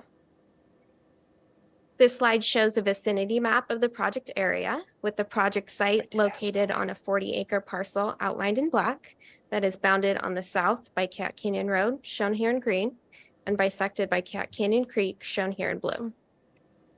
Access to the southern portion of the site would be taken via Cat Canyon Road, and access to the northern portion of the site would be taken via an existing driveway easement, shown here as the dotted orange line. The driveway easement extends from the northeastern corner of the project site across the property identified as APN 101070075 and connects to Long Canyon Road, which is a private road shown here in the solid orange line and which terminates at Cat Canyon Road. The project site is zoned Ag 200 and is currently undeveloped and supports cattle grazing. The site is located in the rural Cat Canyon area and is surrounded on all sides by property zoned Ag 200 with surrounding land uses, including grazing and open lands. The nearest residential zones relative to the subject property are located approximately 4 miles to the northwest within the town of Sisquoc and approximately 5 miles to the south within the town of Los Alamos. The nearest EDRN relative to the subject property is located approximately 1/4 mile to the north and is identified as the Long Canyon EDRN, shown here in yellow. The nearest existing residence within the EDRN is approximately 1,600 feet from the nearest boundary of the project site. With the exception of this EDRN, the Cat Canyon area is predominantly characterized by oil and gas production and agricultural uses.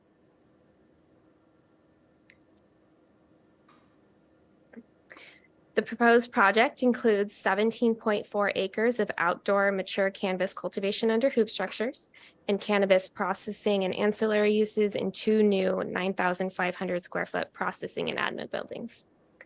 At full build out, the project or the operation would include 9 regular employees, full-time employees, and 15 additional seasonal employees who would be employed on site during the 2 harvest periods per year, with each of the 2 harvest periods extending for a duration of 1 month.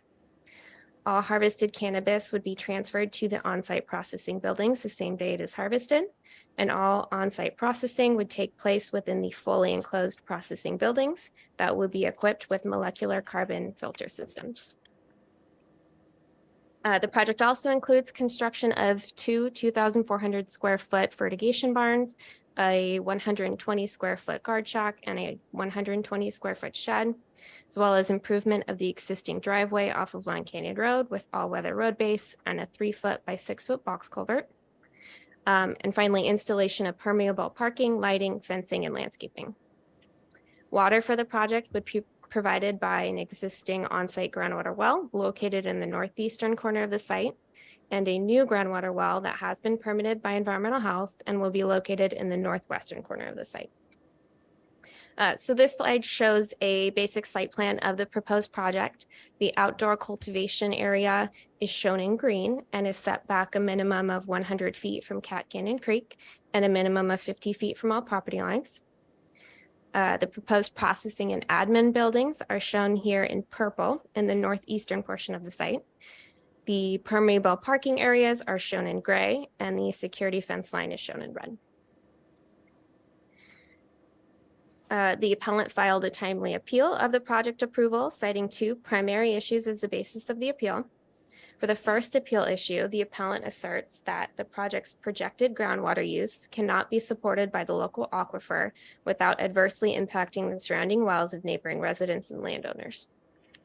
In response, and as discussed in detail in the staff report, the applicant provided a water demand memo prepared by an agronomist and certified crop advisor, and provided a water system source yield assessment memo prepared by a professional geologist and certified hydrogeologist. And these memos together demonstrate that adequate water resources are available to serve the project, and the projected demand of the project will not result in significant impacts to existing groundwater resources. For appeal issue 2, the appellant asserts that the project property lacks legal access granted by the Long Canyon Road easements and lacks authorization to utilize this private road. In response, staff finds the proposed means of access is sufficient to demonstrate adequate service exists to serve the project. Access to the northern portion of the project site utilizes the portion of Long Canyon Road that crosses the property identified as APN 101-070-075. And the easement over Long Canyon Road is a non-exclusive easement. The owner of this other property did not appeal the project, and any dispute regarding the details of the subject road easements or rights conveyed are a private matter that are outside the purview of the Planning and Development Department. So with that, staff recommends that the Planning Commission take the actions presented on this slide to deny the appeal, make the required findings for approval, determine that the PEIR is adequate and no subsequent environmental review is required, and grant de novo approval of the project subject to the conditions of approval. And that concludes my presentation. Thank you. Well, thank you. Do any of my fellow commissioners have questions of Ms. Vosberg? All right. Well, then let's move on to the appellant's presentation. Mr. Sullivan, you here? Here you go. Yes. Now, tell us, how much time do you think you'll need today? I believe that my presentation will require about 15 minutes and then time for rebuttal. Why don't we say 20 and you take, your original time and your rebuttal within that 20, okay? Yes, perfect. And you choose how you want to allocate it, so. Okay, all right. And also, we have a number of neighbors here who are on the list of appellants.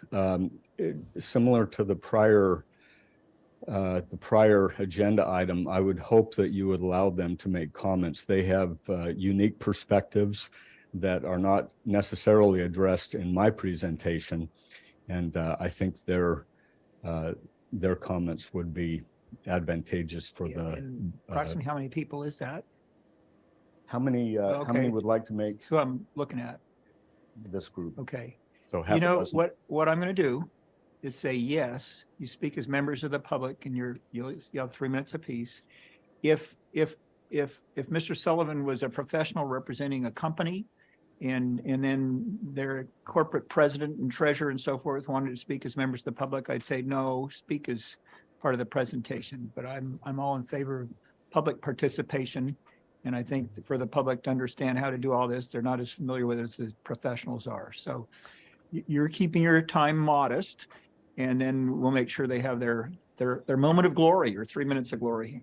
Mr. Chair, just before Mr. Sullivan begins, I just want, as a reminder, if there's anyone who intends to speak, if you could fill out a speaker slip, they're on the back of the room, and just bring them up to the table. I would appreciate that. Yeah, that's essential. Okay. Thank you very much. I certainly appreciate I appreciate that. My full name is James N. Sullivan. I live at 6825 Long Canyon Road. And I included this picture on my cover slide. This is a picture from my backyard looking at the East Cat Canyon area. And if there's any wonder why the neighbors are concerned about our area, this pretty well portrays our area and why we're concerned about it. Note the complete lack of irrigated cultivation of any kind in this area. Next slide, please. Regarding the staff response to our concern, the staff report, as was noted, rejected our concerns as without merit. And we made a number of recommendations, and because of the staff's rejection of our concerns, the staff also elected to disregard our recommendations to minimize project impacts. Now, I should note that the staff report was very thorough and very well written. I commend the analysts for their work on that. Concern number one was excessive water use and impacts to neighboring wells. The report noted that I am not a certified hydrogeologist, and I am not a land use attorney nor a water rights attorney. Sometimes I feel like Forrest Gump when he said, I'm not a very smart man. But I think we do have a reasonable argument here. The project demand of just under 25 acre feet per year is within the threshold, within the CEQA threshold. The CURE groundwater analysis shows the existing and proposed wells are sufficient to meet the demand. I'm going to address that. And second concern, the applicant has no legal right to use the private Long Canyon Road. I will address that as well. An easement was granted in 2019 by the adjacent property owner, who incidentally was intending to grow cannabis as well. So trying to include them in the list of appellants would not have been successful. That right of easement was granted long after the conditions and restrictions of Long Canyon Road were established, and I have a copy of that. The disputes regarding the subject road easements are a private matter outside of planning and development purview. That is correct. However, I believe the Planning Commission has a moral obligation to look at adverse impacts to the neighboring residents, and we do believe there are adverse impacts. Now, next slide, please. Historically, the area has had a near complete absence of irrigated cultivation, and I'll show the map from Ludorf and Scalmanini showing the agricultural land use. As you saw in that picture, there's a marked difference here between the Santa Maria, Los Alamos, San Ynez, and Lompoc valleys, where those valleys are covered with cultivated irrigation. There is virtually none, with the exception of a small organic farming operation down below us. A good summary of the area was in Era Energy's hydrogeological assessment performed by Frugo Consultants. They said the area is the soil is relatively thin, heavily developed with clay residuals and poor permeability. Therefore, this area is not a groundwater recharge area, in contrast with CURE Groundwater's report. Very limited agricultural development occurs in the Cat Canyon area, with the valley floors locally being used for dry farming of hay and grain. That's exactly what has been done in the area. In fact, on the subject parcel, that has been farmed for a number of years in oat hay, but it's all been dry farming. Next, the Ludorf and Scalmanini groundwater basin report, the annual report, support this conclusion. The limited rotational crop cultivation that does exist in the area was commenced in 2010, and all of the annual reports show basically the same thing. A very limited amount of rotational crop cultivation and dry farming of oats and oat hay, oat hay. Next slide. This is the Scalmanini, Ludorf and Scalmanini report. It's a little bit easier to see on the monitors. You can see all of the irrigated cultivation in the Santa Maria Valley. Our little area is down in that.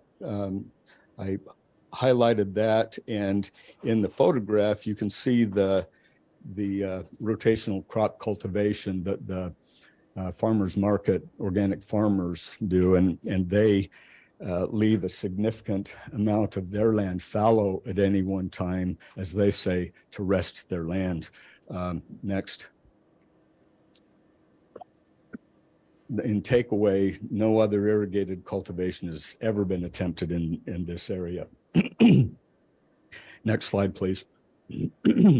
Although this area is in the adjudicated basin, this slide is from the USGS groundwater basin maps, and it's a little bit difficult to tell let's see, how do I use this? Okay, this is the Santa Maria Valley. This is the Los Alamos Valley and Santa Ynez Valley, and down here,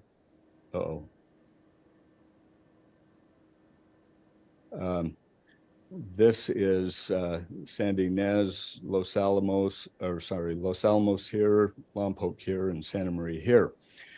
This map shows the Santa Maria Valley. This is the East Cat Canyon area highlighted here, and that's the subject parcel. It does not overlie the coastal groundwater basin per the USGS. The success rate, let's see, I want to point out that, as I said before, this is vastly different than other areas where there is substantial irrigated cultivation.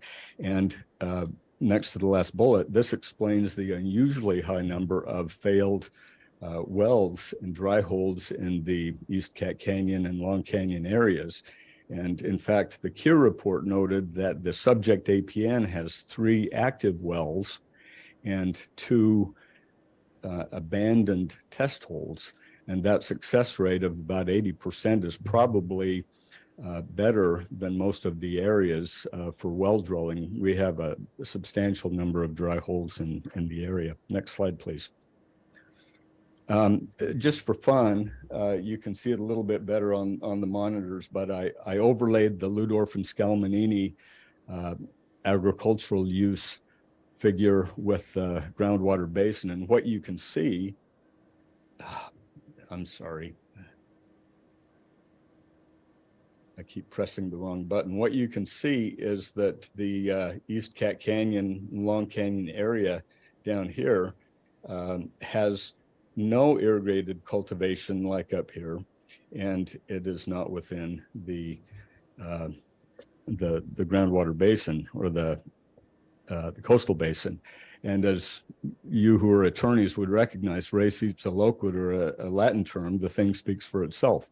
That addresses the fact that we have very little water in spite of the few wells that are in existence. They're low volume wells. The proposed project water usage, as was addressed, is just under 25 acre feet per year. That equals almost 8 million gallons per year. That 8 million gallons per year is new water usage, since irrigated cultivation has never occurred on that parcel. The well test by CURE groundwater yielded a sustained flow of 18 gallons per minute. Now, the report suggests that the proposed deep well in the northeast corner of the property may yield similar flow to this existing well. However, and I can show in backup, the performance of neighboring wells of similar depth into the Cariaga sandstone formation do not support that conclusion. In fact, my own well, which is a little bit to the north, is the same depth. It was drilled at 645 feet versus 650 feet. It's well into the Cariaga sandstone, and my well produces 3 gallons per minute. There was a similar depth well that was drilled a few years, 3 or 4 years ago. Similar depth, it produces 1.5. The parcel across the street from us, similar depth, that produces 7. So I can show a map of all of the deep wells in the area, and they don't produce anywhere near 16 gallons per minute. So the next to the last bullet here, the existing well alone can't support that 8 million gallons per year without 365, without continuous operation, 24/7, every day of the year. That would equal 8.4 million gallons per year. And in talking with my hydrologist, certified hydrologist, that continuous operation would deplete the neighboring wells. It would dramatically affect the neighboring wells. And the other thing that he mentioned is that if water treatment is required, which it is for one of the neighboring projects, CalLinks, that water availability would be significantly reduced, and there's just no way even both wells could support the water needs of the project. And the other thing that he mentioned was that he reviewed the well recovery information. He said it required 24 hours to recover to 98% of the static water level. And what he said is that very slow recovery indicates a small and very limited capacity aquifer. And I think that's significant. So next slide. Let's see. Continuous well operation will severely impact all ag wells. That's our hydrogeologist conclusion. Executive order. Unfortunately, it doesn't play into this situation because the ag well at the northeast corner of the property was permitted before the executive order went into effect. That executive order is intended specifically to address situations like this, where a large volume ag operation could impact nearby domestic operations. This proposed project's new ag well is clearly inconsistent with the executive order, and the takeaway here is that as a new water use, this project should be rejected on the basis of the spirit of the executive order alone. Our recommendations that the Planning Commission elected to not address, we request the following. First, if the applicant is allowed to proceed, that the applicant be required to provide real-time monitoring on neighboring wells, or a subset of the neighboring wells as determined by a certified hydrogeologist. That way, we will have an idea of what is happening with our wells. If the water level falls to a critical level, again, as identified or as determined by a certified hydrogeologist that we can both agree to, they would be required to immediately cease cannabis cultivation.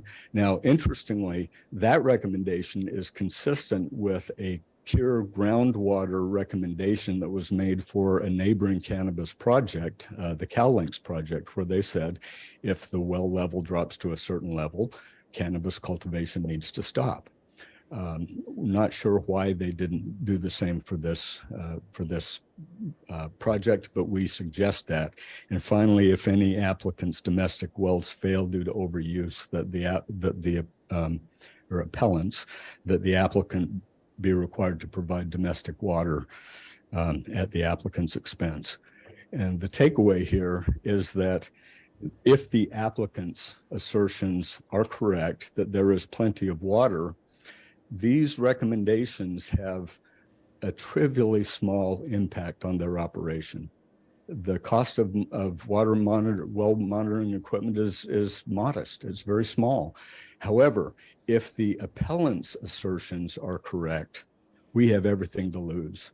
And these recommended protections are critical to our well-being and our health and safety. So this is, put colloquially, this is essentially a put up or shut up recommendation. Next, the access via the private roadway. The appellant is not granted the right to use the private section of the roadway. His parcel is not identified in the covenants and restrictions that were established years ago. The neighboring APN owner that gave the easement has no right to grant the use of Long Canyon Road. That road is maintained by the property owners, and it's in a substantial state of disrepair right now. We are spending money to maintain that road. The county formally abandoned that road in 1974 and provides no maintenance services. The roadway was not designed for the heavy construction equipment that would be required to support the cut and fill. 1,500 or 5,300 cubic yards of imported fill. That would have a very detrimental impact on our roadway.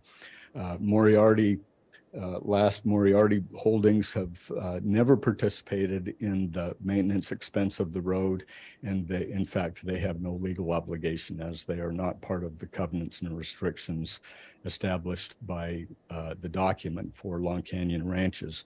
And the takeaway here is that we made reasonable recommendations to address the access issues, and those were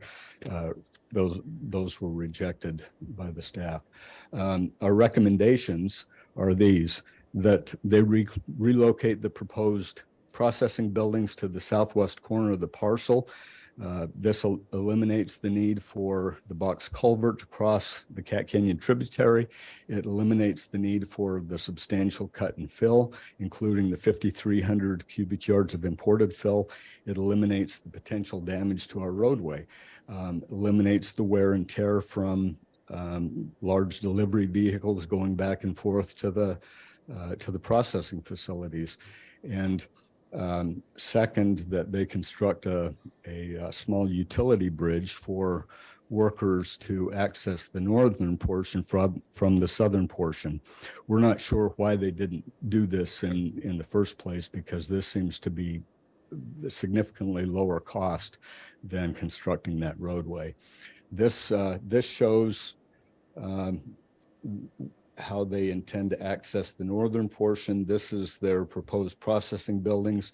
We simply request that they relocate the processing buildings to this corner, utilize an existing driveway at 6980 Cat Canyon Road, and add a bridge for egress across the creek. Finally, these recommendations have significant benefits and eliminate our issues with access. In summary, we believe this project is ill-conceived and should be rejected outright. It's not consistent with the character and the agricultural history. Water availability is a serious concern. The 25 acre feet is new water use, and we don't believe that our local area can support that. It's not consistent with the executive order, and overuse could seriously impact the well-being of the neighbors and continued health and safety and the ability to live in the area. And finally, access, they have no legal right to use our road. Takeaway, the water recommendations are reasonable and a minimal cost. The access issue recommendations are reasonable and may very well be a lower cost solution than what they are proposing. Thank you very much. All right, thanks. And you'll have a little more in a minute when you go to rebuttal. Okay. All right. Now, let me ask commissioners about lunchtime. We can take lunch now because we'll need a lunch, or we can do a little more. You know, I've only got 2 speaker slips, and then we'd give, oh, I've got more, don't I? I've got 4 speaker slips. Oh, and a couple online, and then we'll give the applicant 20 minutes. So if we tried to forge ahead right now, by the time would be our next kind of convenient breaking spot might be after the applicant's presentation. And so we'd be going to lunch around 12:30. Or would you rather go to lunch right now? Anybody have any suggestions? And I want staff's input on this as well. You know, you have things to do. I hope you do. Or maybe your spouses think you do. What's the idea? Yeah. Sure. Chair Park, I think it'd be a good idea to hear the applicant's presentation, so you have all that information, and then we get into public comment after. Yeah. With our food, I kind of like that. So applicant, where are you? All right. Mr. Ficker, right? And then, so same 20 minutes. Yes. And then you just split up as you wish. Yeah, Chair Park and members of the Planning Commission, Jared Ficker with Axiom Advisors on behalf of the applicant, Jason Moriarty from Moriarty Holdings. I'll do a very brief presentation. I mean, Are you growing a beard? Am I? No, I've had this going for a while, so I don't know. Right, well, It's just hiding my fat face, you know. Sorry for interrupting. So anyway, let me give a brief presentation. 20 minutes is going to be more than sufficient. As part of our presentation, I've asked Kier Groundwater to participate by Zoom. I believe Tim Decker or Jordan Kier will be available. And so in a moment here, when we get to the water issues presented in this, I'll ask them to fulfill as part of the applicant's presentation. And I think we'll still have some reserved time. First and foremost, I wanted to thank your staff. You know, this has been a long time coming. This was an application that was applied for back in, gosh, I think it was in July of 2019. It was appealed in March of last year. It's taken us this long to get to this point. So we've been extraordinarily patient. Mr. Moriarty is an operator that runs a nursery facility in Carp. He's in good standing and is very experienced in understanding of the cannabis ordinance and operations in the county. In addition, unlike many of the North County projects that you've seen recently, Mr. Moriarty was quite insistent as we worked through this project to include processing on the site, and therefore suffered in some ways with the additional analysis and delayed this project, so they did not meet the cap. But he was doing a project that was intended to be essentially a fully workable project and not processing offsite, and therefore the county not receiving the revenue and not really analyzing the full scope of impact. So this is a project that was designed from the very beginning to not conflict with neighbors, to include processing and not deal with some of the things and issues that this commission has been dealing with in spades related to conflicts related to odor and wineries and wine tasting areas and what have you. So we think this was a good location and went about the work of proceeding and analyzing this.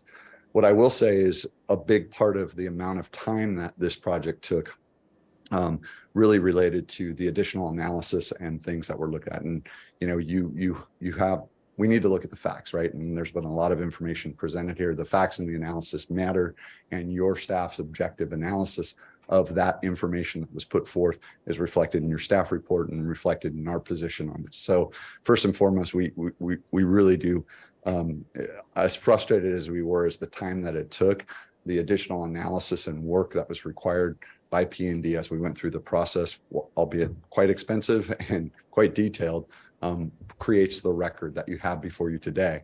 And that fact and those facts and analysis are, and the objective review of your staff is really provides the basis of their recommendation, which we strongly support.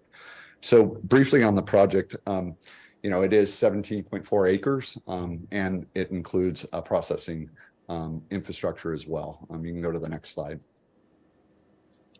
The site selection, as we said before, was designed to not conflict with some of the things that we've seen in many of the other North County projects, and the location can accommodate a new processing building to support this project, so we can have a complete project that we can operate in the county as opposed to just cultivating and processing elsewhere outside the county where the county does not receive those revenues.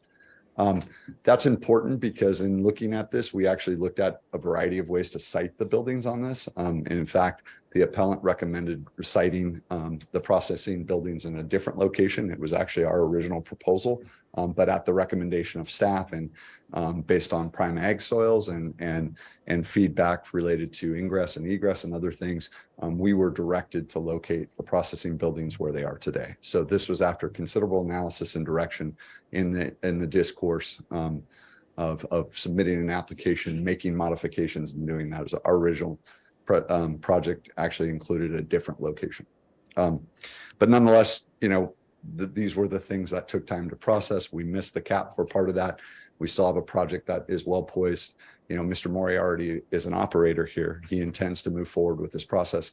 When the speculators in the cannabis cultivation that we see in North County kind of fall out of the system, which we think will happen. Next slide, please. The history, again, I said we submitted in July of 2019. The project, I don't need to recount the work, but an immense amount of analysis was done, and partly because we included processing and other things that took extra time to process this application. And that was a conscientious decision because we wanted a complete project that we could move forward with.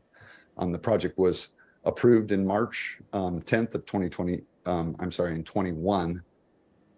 No, I'm sorry, 22. And in 22, it was also appealed. So again, it took us almost 10 months to get to this day. Next slide. So the appeal issues, and we'll start with the groundwater one. I think we wholeheartedly agree with the staff's analysis. Their objective review of all the third-party, certified geologist and hydrogeologist work that we did concluded that this project will not result in a significant impact to the groundwater resources. I'd like to just take a quick break here and turn it over to Tim Decker, I believe, who's on via Zoom, and he can comment and address some of the specific questions that were raised in the groundwater. So I'll take a break here, and Mr. Villarobos, if you can arrange for his slides to come up. I think we've sent those to you previously, and him to come in online. Is that possible? Yes, can you hear me? Perfect. And then I'll come back and finish up the rest of the presentation. So thank you. Okay. Hi, yes, I am Tim Becker. I'm with Cure Groundwater. I'm also a professional geologist and a certified hydrogeologist. We have a couple of quick slides here, and then I'm also happy to address any specific questions that might come up. So just, regarding the absence of the irrigated cultivation in the Cat Canyon area, this is a clay soil with relatively shallow groundwater that has historically allowed for dry farming. That clay soil retains the water and then thus allows the grasses to flourish and other things such as trees to thrive. Next slide, please. Despite that clay soil, which is quite thin, there's certainly recharge that occurs to the groundwater basin. And so wells that have been monitored over decades in the area do note that response to periods of both drought and to deluge. If you see this chart to the right, we will note that the y-axis is quite zoomed in. So the total change here, we're talking about 20 feet. And so it demonstrates generally the historically shallow groundwater of Cat Canyon itself. So while it does have these both some seasonal and also climatic changes and responses to, again, these periods of rainfall and to absence of rain, there is certainly the connection directly between the aquifer systems and these climatic trends. Next slide, please. Obviously, the crops will be rotated as needed. Next slide, please. And so this is just kind of a main point we want to address. Cat Canyon is certainly in a groundwater basin. This is the San Maria Valley. It is an adjudicated groundwater basin, so that court adjudication meets the components of SGMA. The graphic that had been shown talking about the California coastal basin, that's a USGS citation from 2000 based off of a DWR report from 1980. So certainly those maps have been updated since, including through the DWR with its Bulletin 118, which shows this parcel in Cat Canyon broadly is within the delineated groundwater basin and is within the adjudicated portion of the San Maria Valley area. And within that, you have not only the alluvium, you have both the Paso Robles Formation and the Cariaga Sandstone that are considered part of that delineated groundwater basin. So generally, the bottom of the barrel, the bottom of the bathtub of the Santa Maria Basin is typically considered that Cariaga Sandstone. So many successful wells in this area penetrate both the Paso as well as the Cariaga, and they produce the rates that would be needed to sustain the proposed project here. The wells that tend to not be successful are often old, or they are too shallow or of too small diameter. Next slide, please. So we had specifically tested the existing wells in the southeastern corner of the parcel. So this data is from April 2021. Again, the existing wells are of that same issue where they are relatively small diameter and they're relatively shallow. So they're between 5 and 6 inches PVC and extend to about 150 feet. So as such, the limiting factor in the production is often not the aquifers, but of the well design itself. And so despite that, of this relatively small straw, 5-inch diameter, going relatively shallow, the existing well in the southeastern corner did produce about 17 gallons a minute over our testing. And in doing so, it only induced about 12 feet of drawdown, demonstrating a fairly healthy aquifer system. We also evaluated the observation well of another existing well, looking for any interference. And so we found that there was about 2 feet of interference of that existing well. And so with that high precision data of both the pumping well and the nearby observation well, we can establish really accurate parameters of the local aquifer conditions. So next slide, please. And so that what allows us to project this out, where we would factor in a deeper well, which thus can penetrate more of the aquifer and is more transmissive, and demonstrating that the overall interference from pumping of even at 100 gallons a minute for over a year will still not impact any neighboring well. The county standard now is typically set at 1,000 feet radius. If you have no well within 1,000 feet and you have less than 5 feet of projected interference, you are not likely to interfere. So there is no well that exists within the 1,000-foot radius, and are really in situ, on property conditions of the local aquifer demonstrate that even if there was one, the impact to it would be considered negligible by the county standards. Next slide, please. So of course, management, adaptive management of the resource, monitoring of the water levels, rates, and response is all critical to this. So certainly recognizing it's a dynamic resource that has to be adaptively managed is key to the successful utilization, not only on property, but within the basin itself. That's why it is, monitored by these local agencies and will certainly be monitored by the project and the applicant. So with that, I'm here for any additional questions, and I'll be here ready and waiting.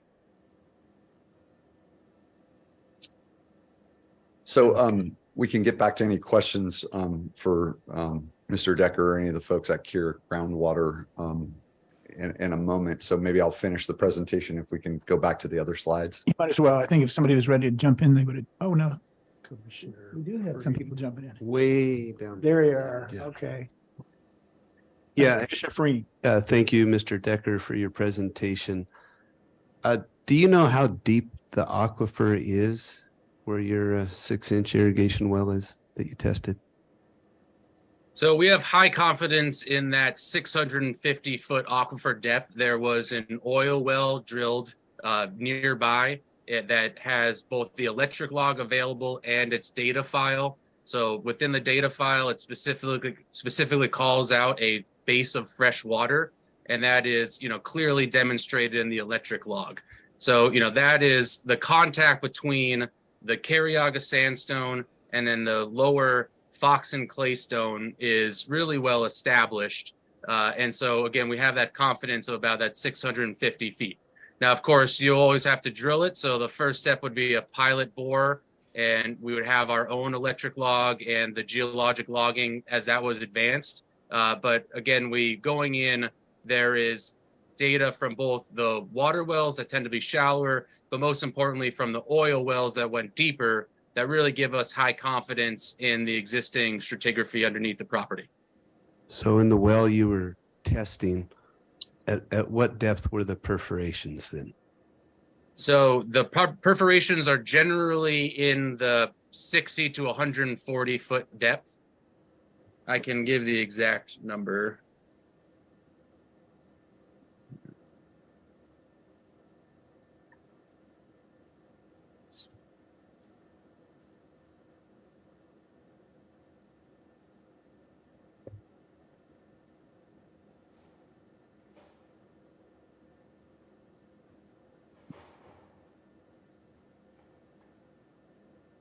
It generally is about 60 to 100 feet, and a little bit I can give the exact number. So you don't perf under or deeper than 150 feet, but you have a 650-foot deep well? So again, the new well has not yet been drilled. So the existing well that was tested is the shallower 140 feet well. That is in the southeastern corner of the parcel.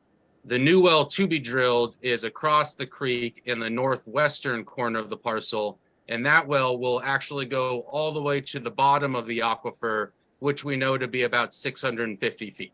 So we had tested the existing wells to get a sense of the parameters of the local aquifer, but to get to the bottom of it, we'll have to drill a new well. And in doing so, we'll also equip a larger diameter casing so that you will expect to have a higher production rate. Okay, that was helpful. Thank you. Commissioner Cooney? No, I think those questions were answered Okay. by the witness. Excellent. And Mr. Ficker, do you want to go ahead? Yeah, Chair Park, I'll continue. So just to conclude on the water issue, we at considerable expense, hired a third-party technical expert, did the analysis. That information was provided to your staff. They objectively reviewed that, looked for consistency. And so what you have before you related to the water recommendation, I think reflects all that good work and analysis. So I'll move on to the next issue. If we can go next slide, I think.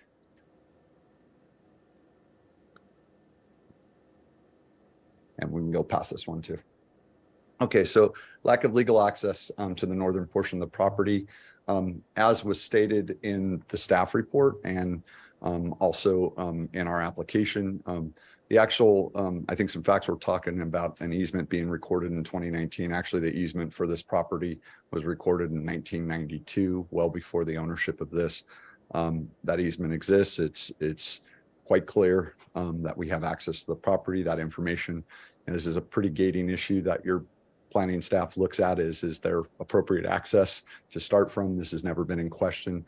In addition, we recorded a maintenance agreement with the neighboring parcel to make sure any impacts or effects on that easement will be maintained as part of this process. So it's really pretty crystal clear. We have access to the project.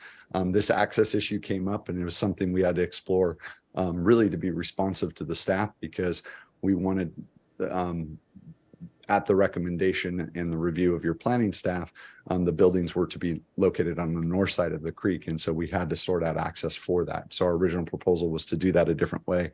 The access that we have here was found and made clear through the records that support the property. So, and again, your staff has analyzed that and also agreed. So those are really the issues that we have, again, responding to both of those. We've done a lot of work here. It's taken a considerable amount of time. I hope that you as commissioners, of course, if you have any questions, our team's here to answer any questions about our operations, intended use, and what's going on here. We've been through this process for a long time, spent a considerable amount of time and money to address these, and presented you the facts objectively with both third parties and your staff's analysis. So we do support the staff's recommendation of denying the appeal and upholding the original approval of the project. If there's any questions, I'm here, and again, Cure Groundwater is here as well to answer any questions that you might have. Thank you. Okay, I have a question. Yes, Commissioner Cooney. Good afternoon, Mr. Ficker. I had a question about the access road. Has the applicant had an opportunity or been asked to contribute to any repairs or maintenance of the road to date? Well, we actually recorded and entered into a maintenance agreement with the neighboring owner for the area we have an easement over. If there are additional requirements with any of the neighboring landowners for the road, of course, we would agree. I mean, we would be using a road just like anybody else, but I'm not aware, Mr. Moriarty, have we been contacted for any maintenance requirements for the road? I'm not aware of that. Well, I heard Mr. Moriarty volunteer, but why don't you say it for the record that? Yes, for the record, we'd be more than happy. Any maintenance requirements on the road that we have our pro rata share or contribute, or if there's any damage, of course, we would repair that and deal with it. But like I said, we did record a maintenance easement or a maintenance agreement for the easement area for which we directly have access to the property for. Right, I understand. But if you're using another part of the road, correct, for which there is no maintenance agreement, it doesn't mean you don't have an obligation. And would be more than happy if there's any impacts or requirements to work with any of the landowners for that. That's just a good neighbor policy. As your staff pointed out, it's not really a role that P&D gets involved in, but if there are any private issues related to the road, we're more than happy to agree to that. And that could be noted in the record here.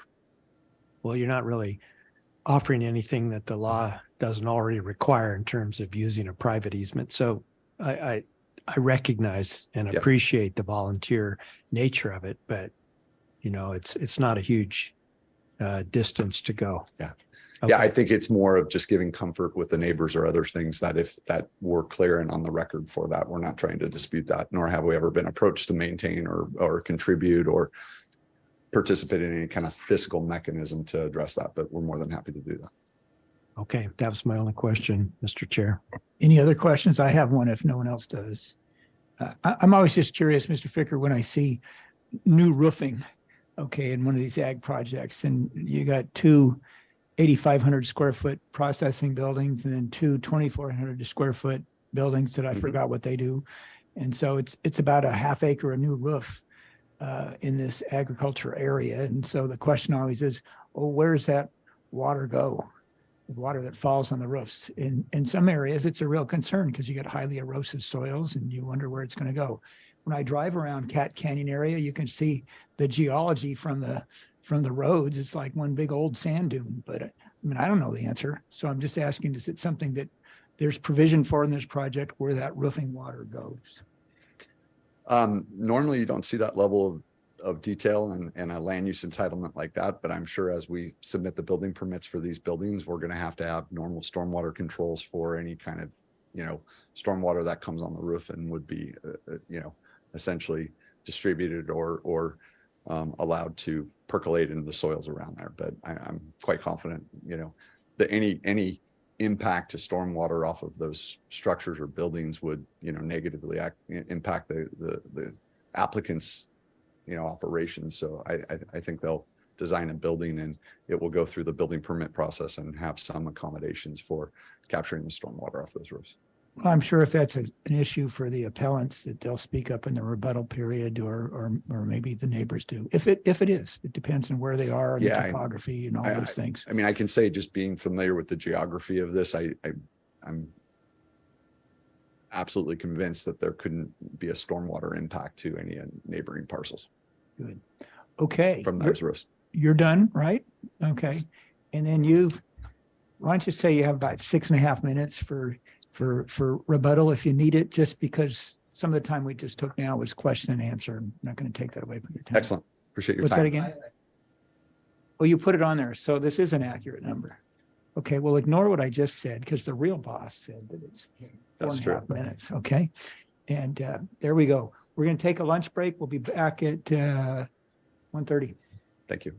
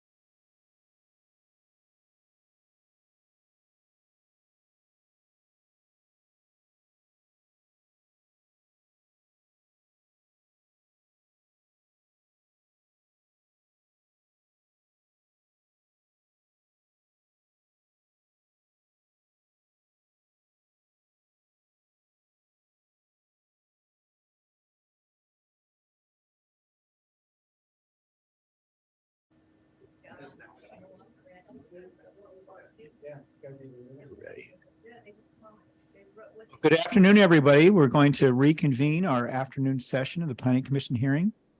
We're still on item number 2, the Sullivan Appeal, and we're at the public comment stage. I have 4 speaker slips. Do we have anybody on Zoom? We do. Let's do that one person first so I don't forget. Our first speaker will be James McMath. And you'll each have 3 minutes. I have no commentary. I will pass on to the next person. Okay. Well, the next person will be Derek Smith. Derek, are you here? There you go.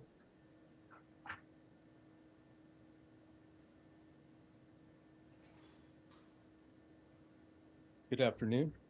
My name is Derek Smith. My family and I own property in Long Canyon Road, 6851. I'm here to represent our neighborhood, just make a statement about the water situation. My background is agriculture. I've worked in agriculture in the Santa Maria Valley for 50 years. The last 42 years, I worked for the largest produce grower here in the Santa Maria Valley.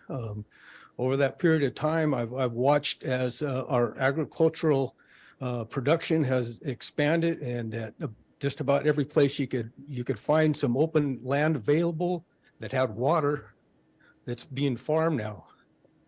And what I would contend, if our water was so abundant in our neighborhood there in Cat Canyon, I think the local growers many years ago would already have developed our land there and be in production now. And that's pretty much all I want to say. I just would like the commission to please give us a special consideration on our appeal. And I thank you very much for the opportunity to speak. Okay, thank you, Mr. Smith. That's an interesting point. And so next we have Kathy Mead. And then after Kathy, there'll be another Kathy Deputy. Good Hi there. afternoon.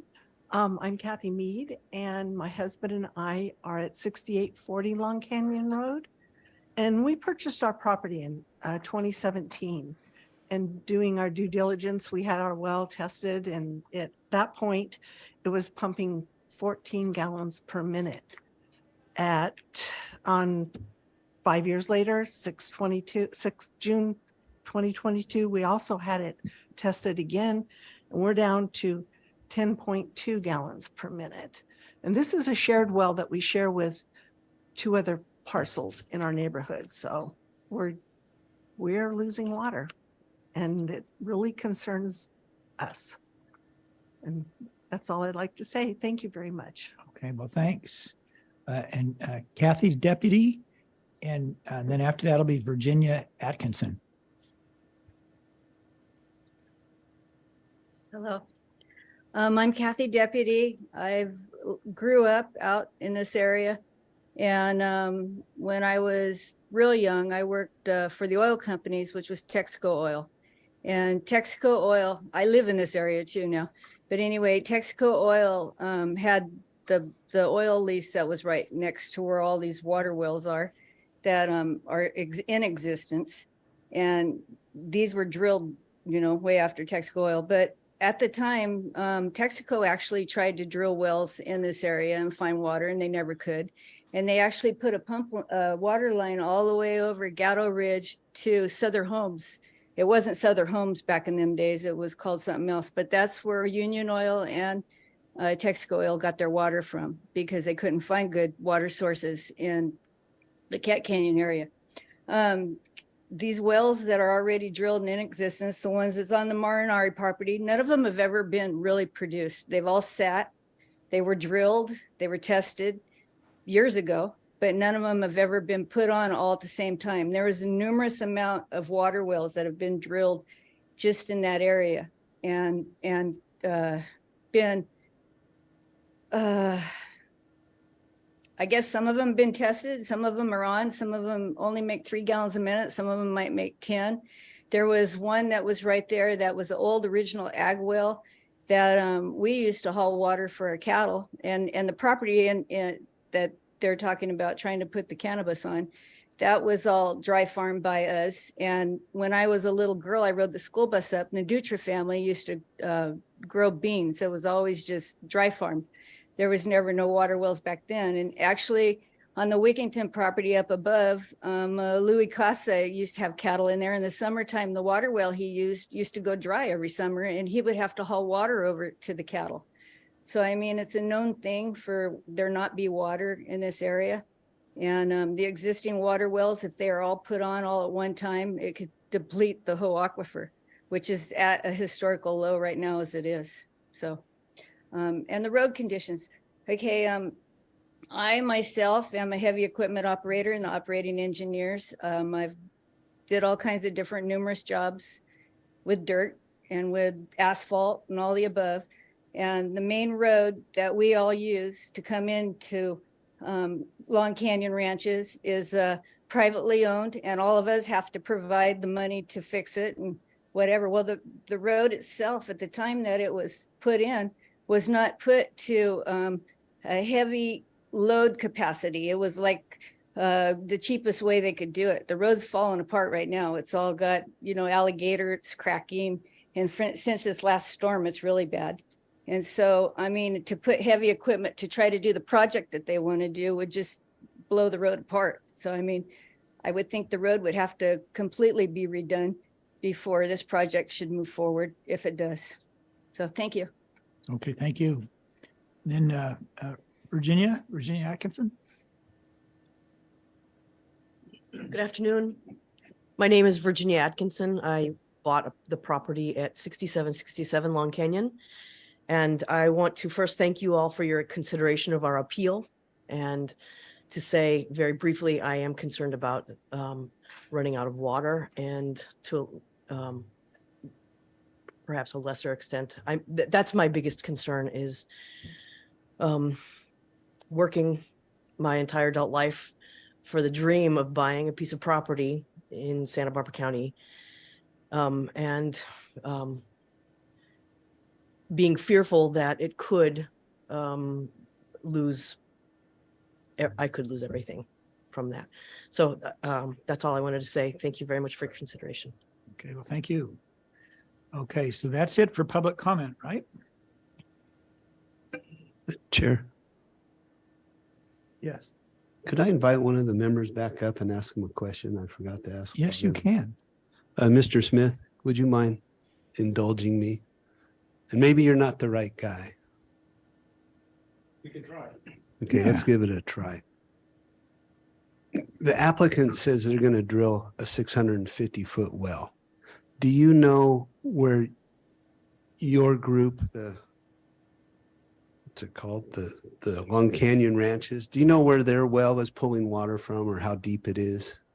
I'm probably on the well that I have an easement on, and it's a well that was drilled in 2018. It's at 530 feet, and we're pulling 3 to 10 gallons per minute, and I'd say we're probably a quarter of a mile from the entrance into Long Canyon Road, which is pretty close to where I think they have their test well going. Very good. Thank you, sir. You're welcome. All right. Okay, well, let's go on then to our rebuttals. Mr. Sullivan? And I can't remember how much time you had, but Mr. Villalobos remembers. I don't have very much time. So I will be. Oh, that's right. It was 1 minute and 7 seconds. I remember it now. Okay. I do remember that. Mr. Farini, I would like to address your comment with the map here. And see if I can do this without adjusting the slides, but this is the subject parcel. The test well that was done was one of these wells. This is the proposed location of the deep well. What I did is I showed the location of all of the deep wells in our neighborhood with what they produce right now. Now, granted, this is a larger casing. It's an 8-inch casing versus the 6-inch casings that are used in all of these wells. But a well that was drilled in 2005 on the neighboring parcel yields 1.5 gallons per minute.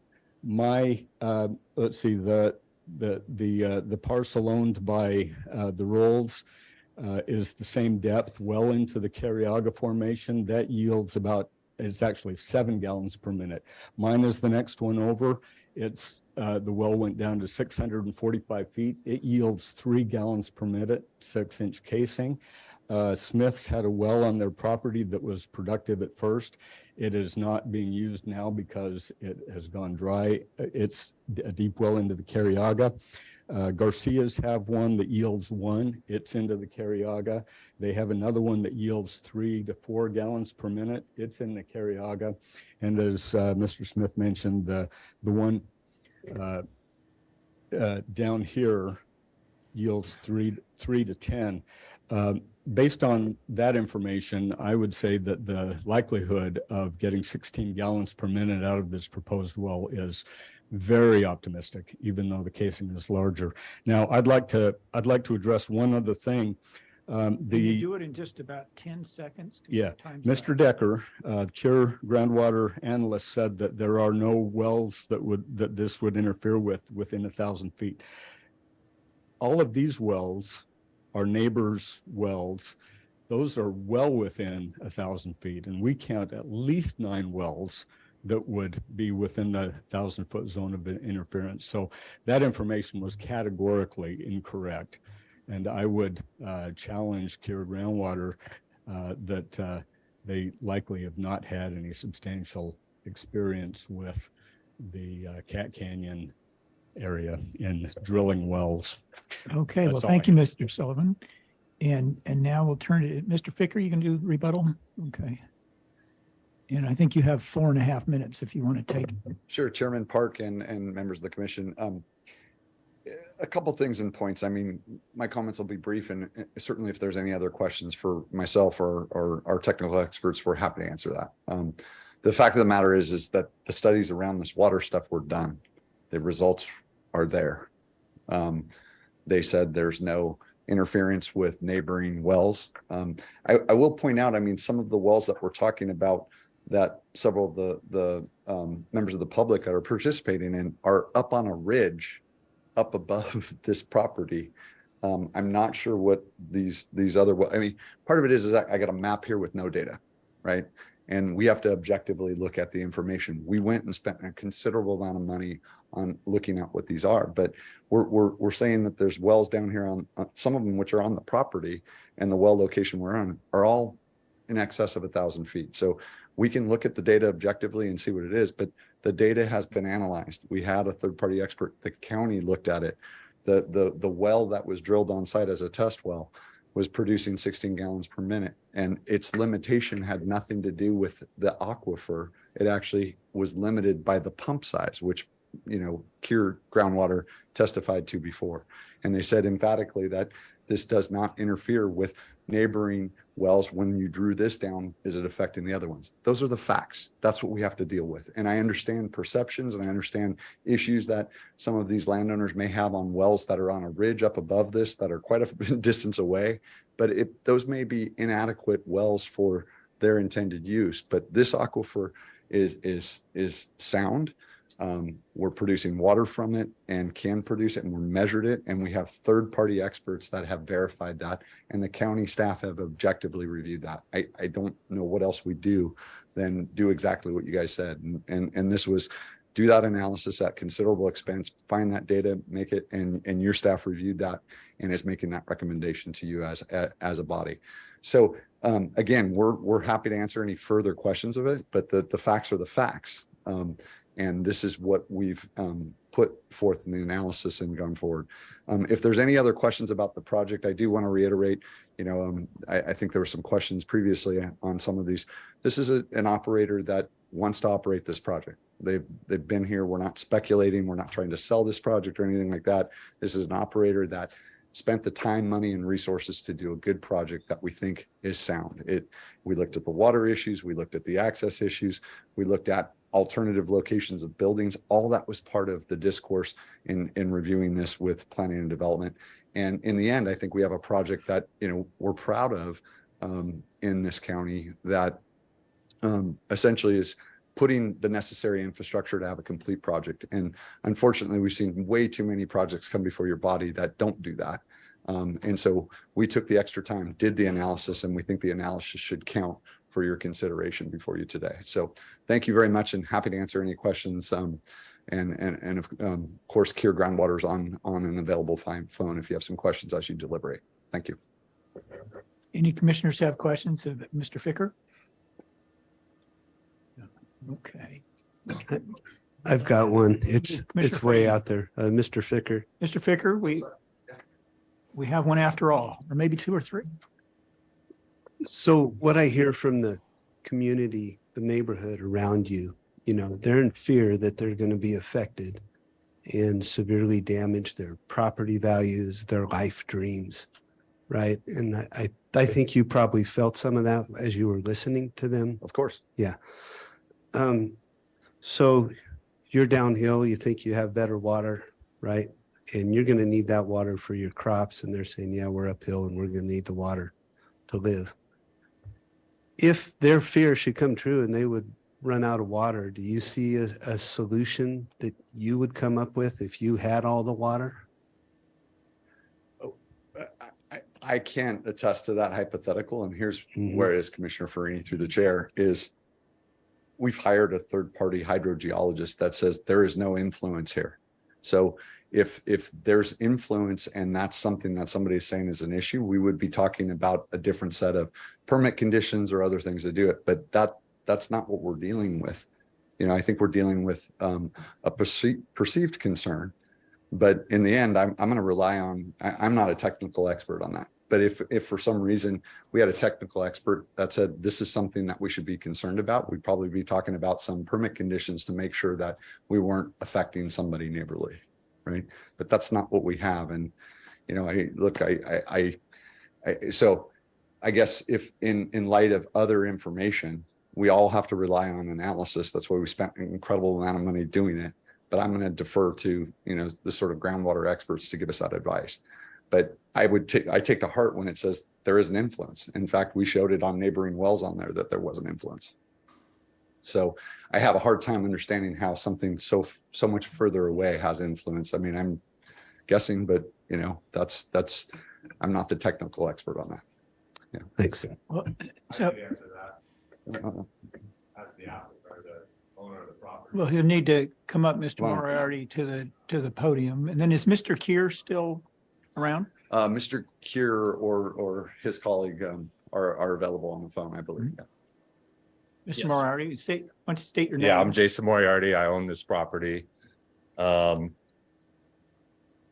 not trying to be a bad neighbor. I'm willing to work with them any way I can. But like them, I also spent my life savings to buy this property because I was told that it's prime soils. It's a perfect place for a farm of any type, whether it's cannabis or vegetables. It was off the beaten path. It was away from vineyards. There's an oil field nearby. I thought this is a perfect location. If anywhere in the county that the county will want cannabis, it's here, it seemed to me. So I spent hundreds of thousands on tests and on water and biological studies, environmental impact studies. Everything, you know, came back in my favor, or I wouldn't have proceeded with this project from the beginning. Or purchase the property. So now if something that I'm doing on this property affected my neighbors negatively, I would work with them any way I could. And yeah, if someone could show me direct evidence saying that my farm affected someone's home, I would reduce what I'm doing or stop what I'm doing, because I'm not trying to be a bad neighbor. And that also being said, this question of the easement, when I bought the property from Mr. Blanco, we did extensive due diligence on the easement, and it was a granted deeded easement giving me rights to use that easement, or I wouldn't have bought the property. So I've already been through all this. Point is, I'm willing to work with them any way that I can. But like them, I also had a dream to buy a piece of land and start a farm. I'm a 3rd generation farmer. This is what I do. I spent my life savings on this project, and I'm in the same situation they are. Now I'm faced with potentially losing everything as well. If I can't do what this parcel is zoned to do. So, I mean, I'm willing to negotiate or find a solution, but I'm not trying to be a bad neighbor. Well, we appreciate that. I think your time's up. We've kind of adjusted it in infinitely weird ways, but it's worked. So Any let's. other questions or? No, I don't think so for now. I think now's the time to turn to staff. And have you heard something you think needs to be commented on, and then also be available for questions from the planning commissioners? Thank you. And Chair Park, yes, we do have a couple clarifications we'd like to make based on some comments that we heard. So a few comments discussed the expected yield of the project's new well.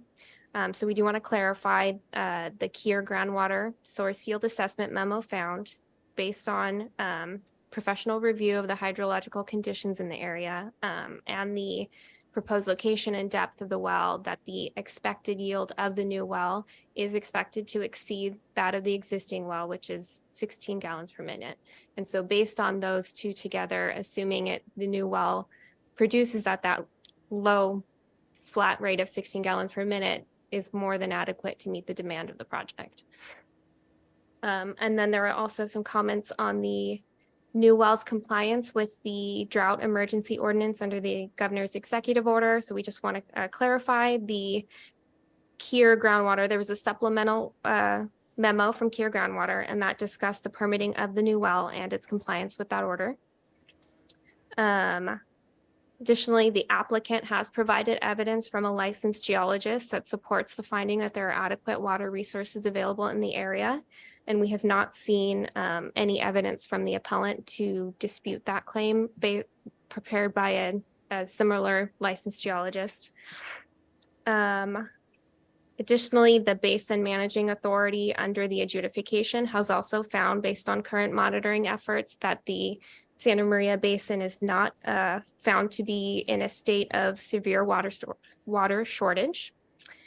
And then finally, there are some questions or comments about the location of the proposed processing buildings, which are sited north of the creek. Those were sited in that location because an effort to avoid impacts to prime soils, which exists over the entire portion of the project site south of the creek.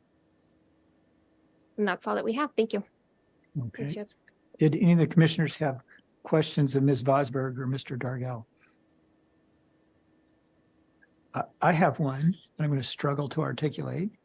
I'm glad Mr. Moriarty came to the podium, and I think he was very generous in his comment that if he saw that his neighbors their wells were running dry, he'd adjust what he was doing or maybe stop. I think that's what I heard you say. And I know from the previous project, which is still trailing, that we heard about, the Sigma scheme, and it'll have an ongoing process of monitoring and a potential process for someone to say, you need to stop pumping so much water because the basin's going down and all this and that. Is this area subject to a similar scheme, or is it just so kind of unwatered that it hasn't come to anybody's attention as one that merits that problem? Mr. Chair, I'll go ahead and take this one. So it is subject to Sigma, but it's adjudicated. So it's different, I guess. It's not actually, it doesn't have a groundwater sustainability agency. It's adjudicated by a judge. And so there is a management authority that sends reports to the judge, who then reviews that information and makes a judgment on that, evaluates that information. So it is managed. Just not under the same process as other unadjudicated basins. With managed in the way that somebody could go start that lawsuit up again and go to a judge and try and get them to do something about this? I knew we'd get your attention. Yeah, this is Tim Becker. The only point I would just make is that the adjudication, the conditions of the adjudication satisfy Sigma. So while the Santa Maria Valley is not subject to Sigma directly, the adjudication satisfies the requirements put forth by Sigma. Yeah, I think that answers the question. There is no mechanism in place like we see in other areas. So my follow-up is can we set up a mechanism like that to in a sense put in writing what Mr. Moriarty has offered, so that the neighbors could have some assurance that if their wells start running dry, if we approve this project, that something would occur to mitigate that. Mr. Chair, from county code, there isn't a nexus that we would be able to pull to craft a condition that we would proactively apply to the project. So what I would recommend is that if the applicant would like to propose something, they could adjust their project description. But that's not something that I think that the county staff would recommend. But if the planning, let me put it another way, if the planning commission liked the idea and felt there was a nexus under Nolan and City of Tigard in those cases and said, let's do it, can staff drop a mechanism that would do it? Chair Park, if I could weigh in. Go for it. This makes me a little nervous. Sorry. An applicant agreeing to something on the fly like this, I'm not an expert in geology or wells. There could be so many reasons that somebody's well is running dry. And then to draft up something that puts an onus on an applicant and then having the county have to interpret and get in the middle of that seems very problematic to me, and that makes me nervous. And so I just wanted to say that. Well, my response is there's a couple of things. One, you're nervous because you got a new job as secretary, and it goes with the job. So welcome to it. But second, I think you raise a good point. And obviously we wouldn't want to do that on the fly. Like, let's take 5 minutes and craft something like this. But, the county would also get pretty nervous if 5 years down the road, these people and like 20 others came in with pitchforks and rifles and said, all of us have useless properties because there's no wells left anymore. And yet they've got a nice cannabis project. So and then we learn real quick about all the connections. So we kind of have to weigh these things. But I understand your point. It's a good one. Okay, after all those crazy questions, did that spawn any further questions from the other commissioners? And of course, the public hearing is closed, so I think we're now at the deliberation phase. Commissioner Farini, you must have some ideas about all this. It's your district. Well, the river's running, so that's good. Yeah. Hopefully the basin there. recharges. Yeah. Well, I do want to hear from my fellow commissioners. This is a really tough one. We have people who have been living on up above for some time, and they have their concerns mainly with water, I guess, and a road can be fixed by agreement, I would hope. The water thing's very tough. Listening to staff, we don't seem to have any tools in our toolbox to adjust that. And I think California water law is basically not really law, but it's precedent, like you were naming different lawsuits. And hopefully it never comes to that, but that's probably how they're going to have to settle this issue is through the courts. There's the adjudication has a basin water master, if you will, who is assigned, and that's through last I heard was Ludorf Scalmanini. So if the problem did come up where they were having trouble with their wells, they would go to the court. It's in Santa Clara. They have continuing jurisdiction over the basin and its management. So then once you have cause, you have a way to go. But I think we've done our due diligence trying to flesh out a way to prevent that from ever happening. And and not have anybody have to suffer through having to hire a lawyer. But I love lawyers.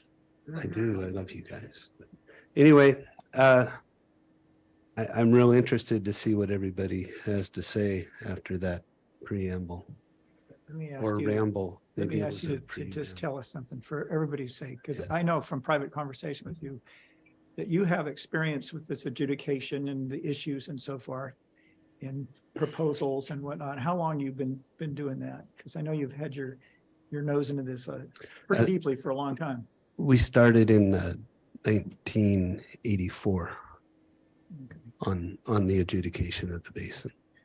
So you're convinced there's some remedy for these folks that's probably better than anything we could put together? Well, I wouldn't say that because you're going to go to court and be with a bunch of lawyers, right? Yeah, well, And it's tough, but it's also, like they said, because it is under jurisdiction, I don't think we have a way to intervene. And that's really just my opinion, but listening to staff, they're saying they don't have a nexus. We don't really have any ordinance or any mechanism to address this issue, and it's really a what if issue. It's not a now issue.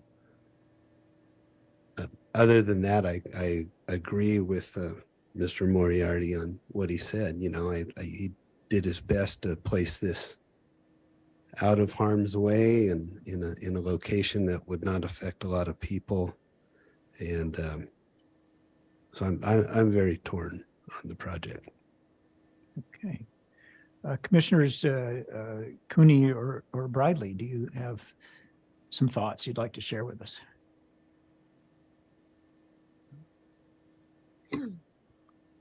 Mr. Bradley. Thank you. Tricky case. I'm really concerned about it also from the groundwater impacts to the neighborhood. And then I go, thank you to the council of Commissioner Cooney many years ago, to the findings. And actually, I am having a little bit of hard time making the findings under groundwater resources policy 3.2. And also in our findings for approving this land use permit, though be it through an appeal, because I'm not so sure that I can make a finding that adequate public and private resources are available to serve this, given the testimony we heard today. I completely appreciate all of the technical information provided by the applicant. And I think what we're hearing is some way for the applicant to voluntarily come to an agreement in his project description with the neighborhood that says at some point in the future, if the well is drawn down and collectively the neighborhood wells are also impacting the aquifer that they're all sharing, that they will work together and reduce their consumption on the grow. I'm really going out on a limb here because I normally follow, I'm an obedient commissioner. I try to support what staff is saying, but between the Cuyama discussion and this one today and the concern and really some very good evidence by people that have lived in this canyon for a long time, I am honestly having a hard time with that finding. So I would throw it back. If we had to vote right now, I might not support the case. I might actually vote for the appeal, but I'm just showing my cards and trying to find something for the applicant to work with the neighbors on crafting a part of the project description to look at, because I clearly understand there's no nexus for the county to do it. But all along with cannabis, we have been told, oh, the science shows, oh, the evidence shows, oh, just trust us and it'll get better, it'll get better. And I'm not so sure it's really gotten that much better. We've gotten better at approving them, because we've seen how they've gone through the process. But I have concerns. That's it. Hey, I want to share some thoughts. Commissioner Cooney, you do want to speak. I didn't mean I didn't want to speak. I didn't want to speak before my colleagues. Oh, I'm sorry. I misunderstood. Okay, why don't you go ahead? Thank you. This is challenging because we have conflicting testimony. And the testimony with regard to the effect of the proposed well and the project on surrounding wells is very believable. It's firsthand.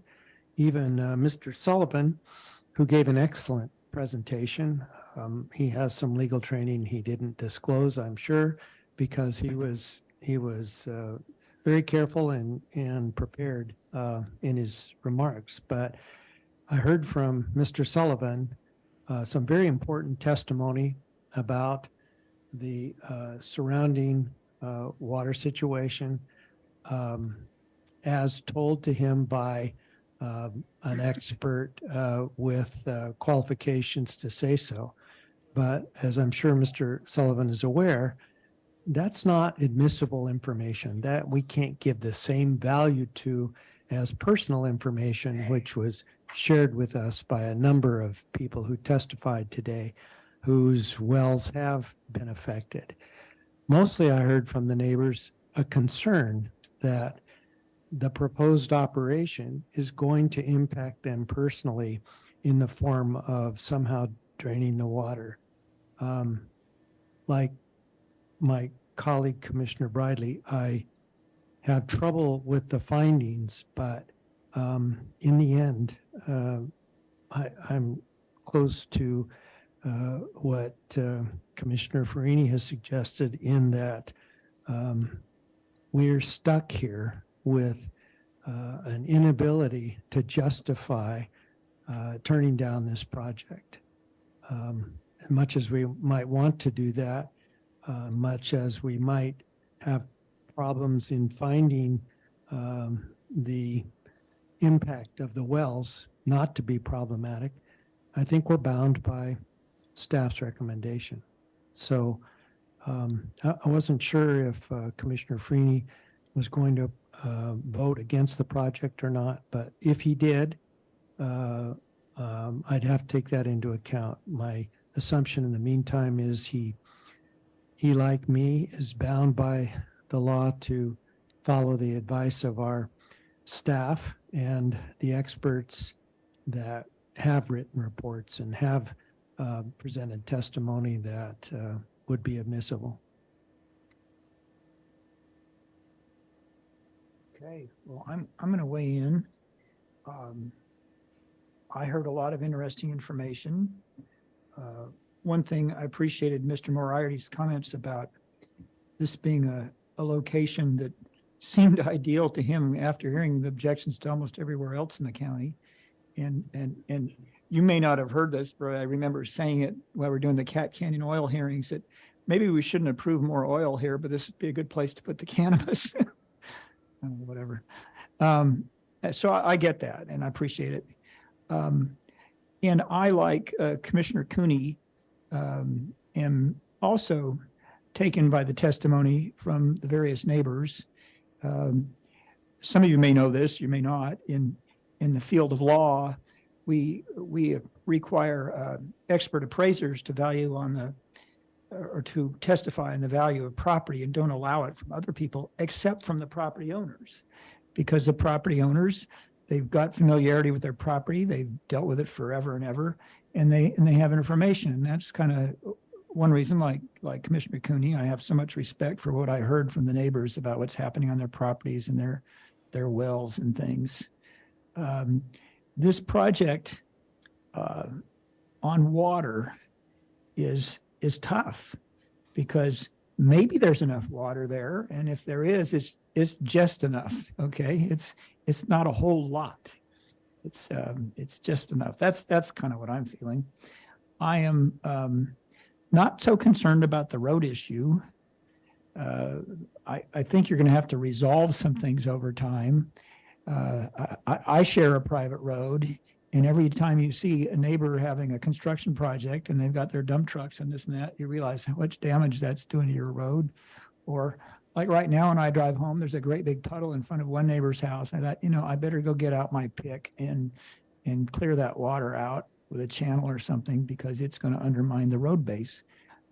But I think those are workable kind of issues and aren't going to drive people out of the property, and you'll have to work that out. And like Commissioner Cooney referred to, there's civil code provisions on how to deal with shared road costs aside from sharing agreements. But going back to the water issue, that's a tough one.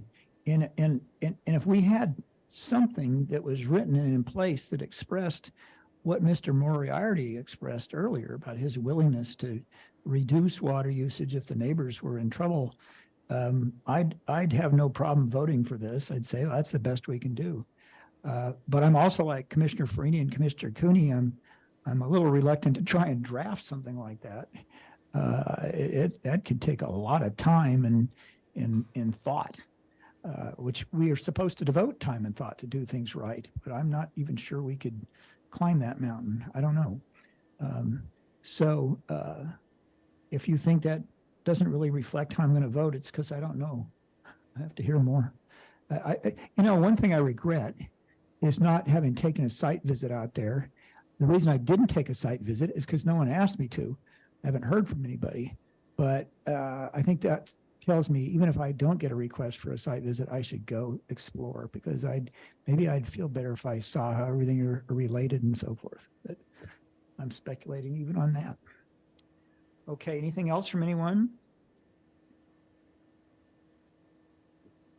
All right. Well, we have to end the day somehow.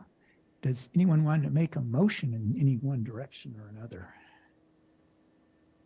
Well, I think it's a prerogative of Commissioner Farini to be heard on that. I think so too.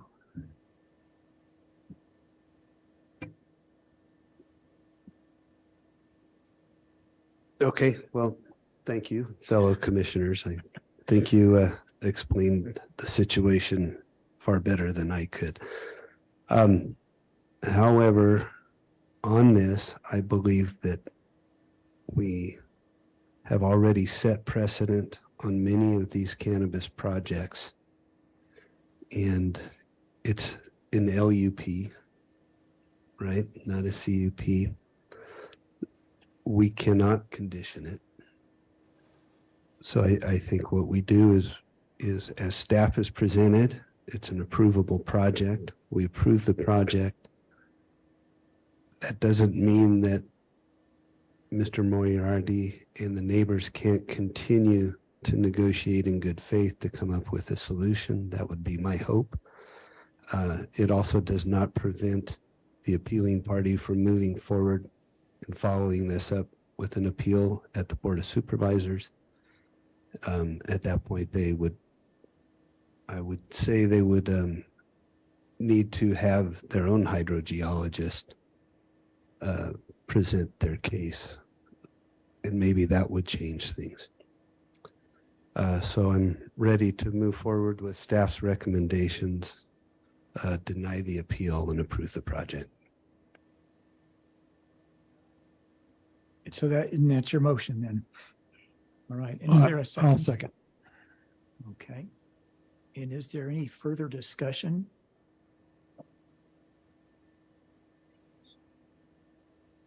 Sorry. Say yes. Yes. Yes, Commissioner Just Bryant. another point, and maybe I should have made it under deliberations, but these cases are always difficult for the commission, as we've all discussed. And the part that I'm hoping the appellants understand is that for this property to be farmed, this is cannabis. It's the only reason you have a chance to appeal this, because it's cannabis. Next week, you could get a mushroom farmer in there, or, a broccoli farmer. And frankly, that is probably going to have just as many impacts, right? So if you, depending, I'm not even sure how I'm going to vote still, but be wary about it, because the intent of the county and my intent was always to protect agriculture. This is one form of agriculture. It just gives you more of a sliver into a public review. And, that's not, you shouldn't take that for granted. That's it. With that, I'm ready for a vote. Okay, I'm going to add that is your light on? Did you want to speak? Sorry, no. Okay. I'm drawn back to Commissioner Riley's original comment about making that finding of adequate water, and it's one I'm uncomfortable with, and that if I'm arguing something in the court of law, I'm used to using different standards, reasonable doubt, and preponderance of the evidence, and clear and convincing, and all those things. And I don't even know what standard should apply to us, because I'm not sure there's adequate water service, But I'm not sure there isn't adequate water either. I don't think that a case has been made, it might not be, but I don't think it's been made that there isn't. So it's a tough one. If I accept that finding, it's without the degree of certainty I'd like to have. Isn't that illuminating? All right. Ms. Kim, did you have a statement? Chair Park, yes, you mentioned not knowing what the standard was. I was just going to remind you that if a court looked at this in the future, they'd be looking to see whether there's substantial evidence to support whatever decision the commissioners make today. And substantial evidence is generally considered a fact, a reasonable assumption based on fact, or expert opinion supported by fact, but not speculation and argument, if that helps in your thinking through the issue. Well, I think that's actually very helpful, because I think that allows us to look at the evidence, help weigh it, not just balancing it, but to seeing what nature of evidence it is. I think and that's very helpful. So I appreciate that. All right. Beg your pardon? Did you have a second on the motion? Okay. We do. I think we should do a roll call. And I hope Mr. Martinez is enjoying himself today. Yes. Commissioner Cooney. Commissioner Bradley. Aye. Commissioner Freeney. Aye. Chair Park. Well, it's just like at home. My vote doesn't make any difference. So of course I'll agree with the real powers that be. Aye. Motion passes 4-0.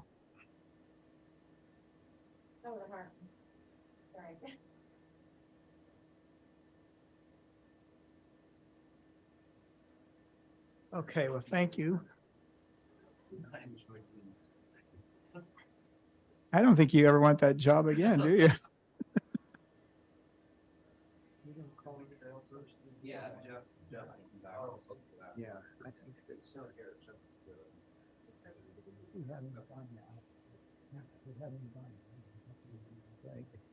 So let's thank you everyone for coming here today. I think you had great points, and I'm sure this won't be the last hearing on this matter. Now, I'm looking out there and seeing if our item number 1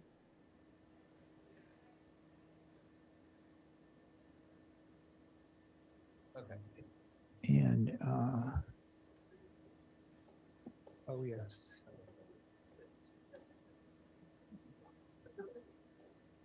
So I guess we kind of are on break.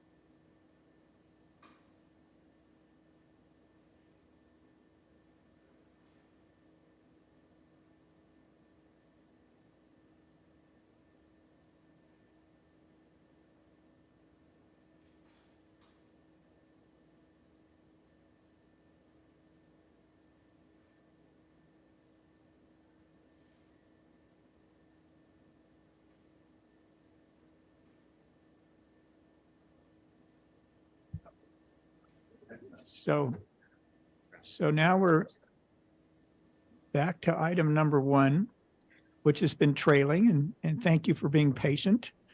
But you saw how we can actually get through something. And we'd like to do that with your case somehow. But you've had plenty of time to think and so forth. And really the question before you was a simple one. Should we go ahead with our deliberations and see what we're going to do? Which might wind up in a granting of the appeal or denial of the appeal or a continuance for 6 months, or who knows what will wind up. But that might be what happens if you say go ahead and deliberate and take a vote.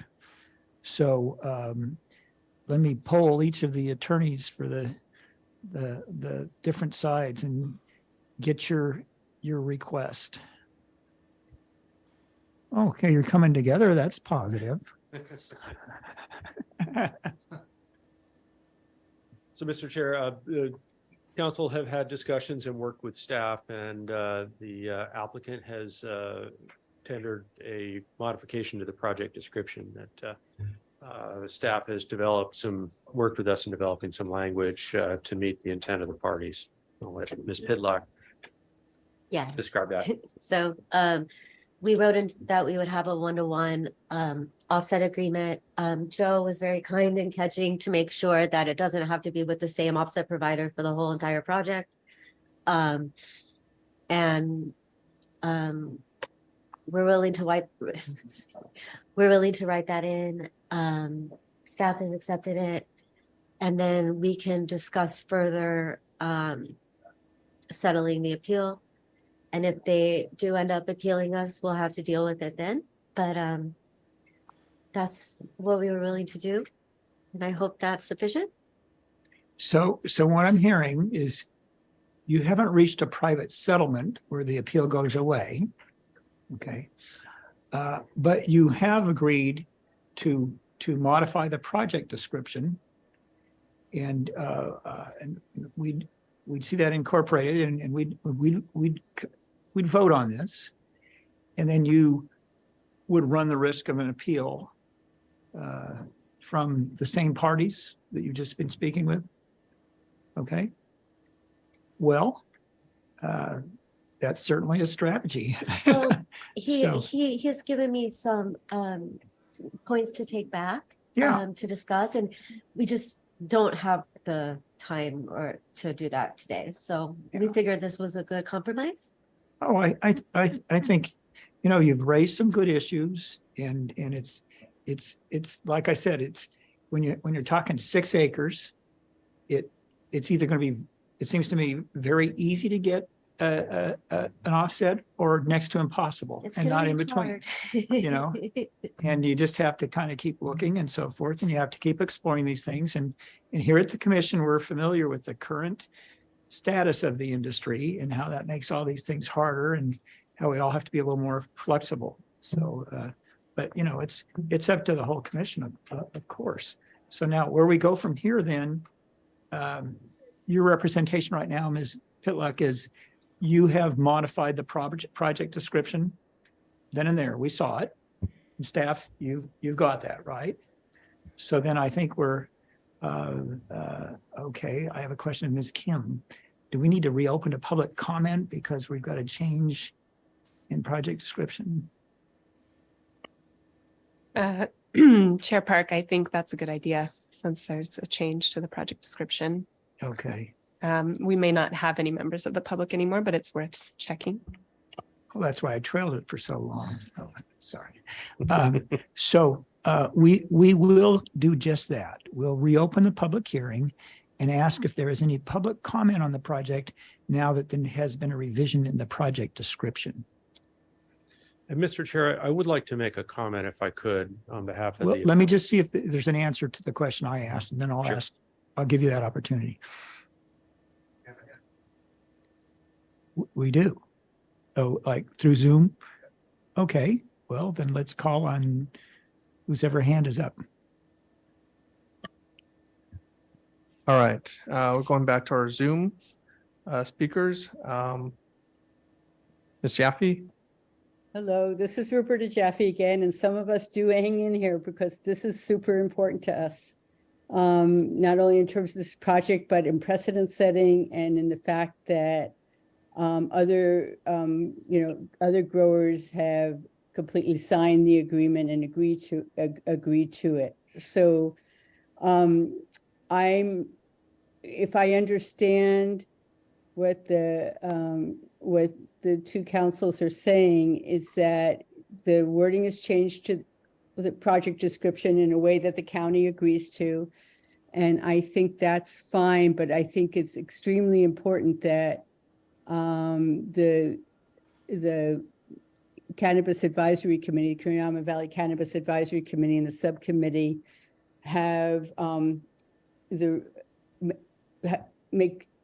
right to make sure that the private agreement is completely agreed to, the guidelines are completely agreed to and signed before. Otherwise, I do not think it should be agreed to. Thank you. Okay. And do we have any other public comment? And now that public comment is done, I think we'll have something that sort of is like a rebuttal for something for each side to speak to this very briefly. Can you do it in 2 minutes? Yes. Good. And so we'll start with you, Mr. Chitillo. Then I want Ms. Pitluck to have the same opportunity. The committee wants to underscore how significant the water issues are in Cuyama and how important this is. And we appreciate that the applicant has agreed to ensure that there'll be the offsets that are identified in the project description. We don't want to take a position here that prejudice any potential right of appeal in the future, but it's our hope that we will be able to reach a universal and comprehensive accommodation of all of the issues between the appellant and the applicant. But at this point, this is to your commission and your judgment with respect to the adequacy of the revised project description and the project as it's before you. Okay. And Ms. Pitluck, did you want to add anything else to what you've already said? No, I don't think so. We're gonna try to work it out. It's our understanding that we are not required by the county to join this group, to sign the guidelines, to do any of those things, to have our project approved, which it was. But again, we want to be good neighbors. We want to be in the community. And that's why we always expressed our willingness to do an offset. So hopefully this will help give you guys some comfort that we will not add new net extractions to the valley. Okay. Or to the basin, excuse me. All right. Now, do any of my fellow commissioners have questions of either the folks at the podium? Okay. And then staff, do you have anything to comment upon? No, thank you. Okay. So now we'll go into deliberations. And it is first district. So Commissioner Cooney, what are your thoughts? I'll start. That's a trolley car coming to pick you up to take you home. Sounds like the building's being closed up, so we better hurry along.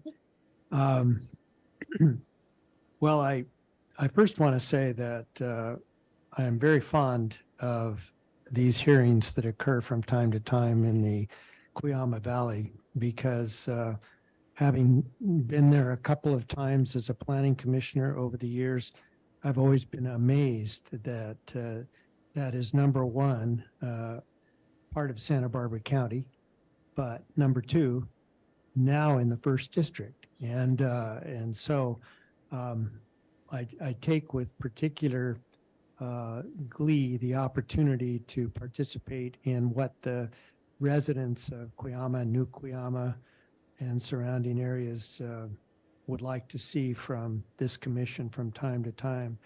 I believe all of the concerns are well taken. There is nothing more important in that valley than the availability of water. It would dry up in an instant if there was no water available. So thank goodness we have people there that are keeping an eye on it and are not letting additional water users come in without study, without objection, without presentation to this commission. So I have to say, and this is really not particularly relevant at this point, that if the appellants were not satisfied with this outcome, I would be opposing the project.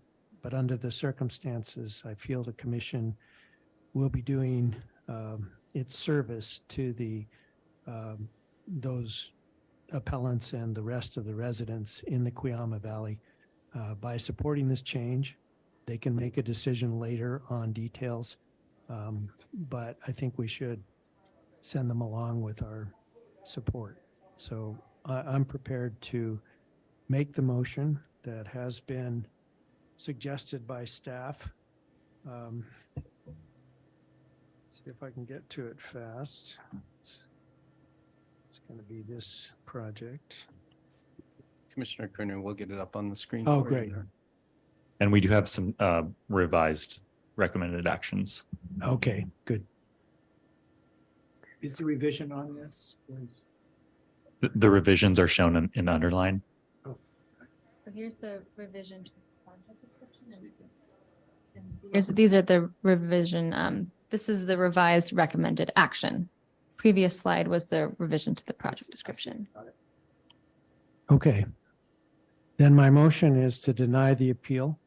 The case number is listed there. Make the required findings for approval of the project as specified in attachment A to the staff report, including the CEQA findings, and also including the modification to the project description that has been presented to the commission this afternoon. Determine that the previously certified programmatic environmental impact report is adequate and no subsequent environmental review is required pursuant to CEQA guidelines, which are listed there, and are attachment C and D to the staff report, and that we grant de novo approval of the project subject to the conditions as revised during the January 25th, 2003 Planning Commission hearing included as attachment B to the staff report. I took the liberty of spelling it out more than usual because I don't want any misunderstanding if the matter is appealed. Makes sense. We other commissioners, I'm sure, want to speak about this, but we might as well, now that we've got a motion, see if there's a second, and then we'll of course have an opportunity to express our opinions before we actually vote. Second. Commissioner Freeney? Okay. And did you want to say anything else, or okay?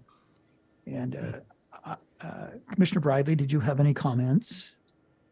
Okay, I do. Again, like Commissioner Cooney, I would have had some reservations on this had we not seen this change. I'm very concerned about anything that would undermine what I thought was a very important step, the formation of these guidelines, which essentially resolve the water issue there in general. I think that this is a very helpful change to the project description. I think the attorneys here, the representatives, have acted wisely because Mr. Chitillo would have taken a very long time, and maybe there's more time than exists in the world, to get his clients to completely agree. Okay, so now they have an opportunity to look at this and decide whether to appeal. And I think that Ms. Pitluck had the same problem. I mean, I could see where she wanted to go and where her clients wanted to go, but if they agreed to too much, it would really restrict their abilities to do the important thing, which is to go find an offset. So I think you were very wise in offering just what you offered. And does it satisfy my concerns about precedent and not undermining the guidelines? Yes, it does, because of course, this isn't the same thing as literally signing the dotted line, okay? But you're getting to the same place that the guidelines essentially get to, and that is having an offset. So the offsets being in essence required by us if we approve this project as opposed to signing the guidelines. Is that good or bad?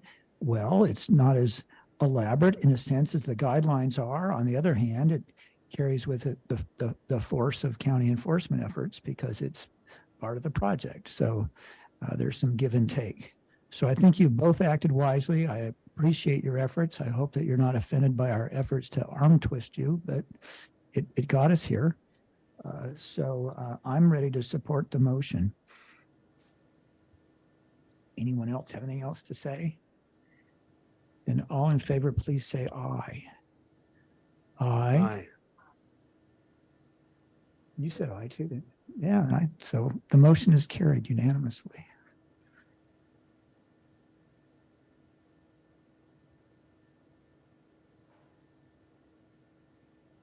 Now I could make some joke about anybody want to get a glass of water, but let's call it a day.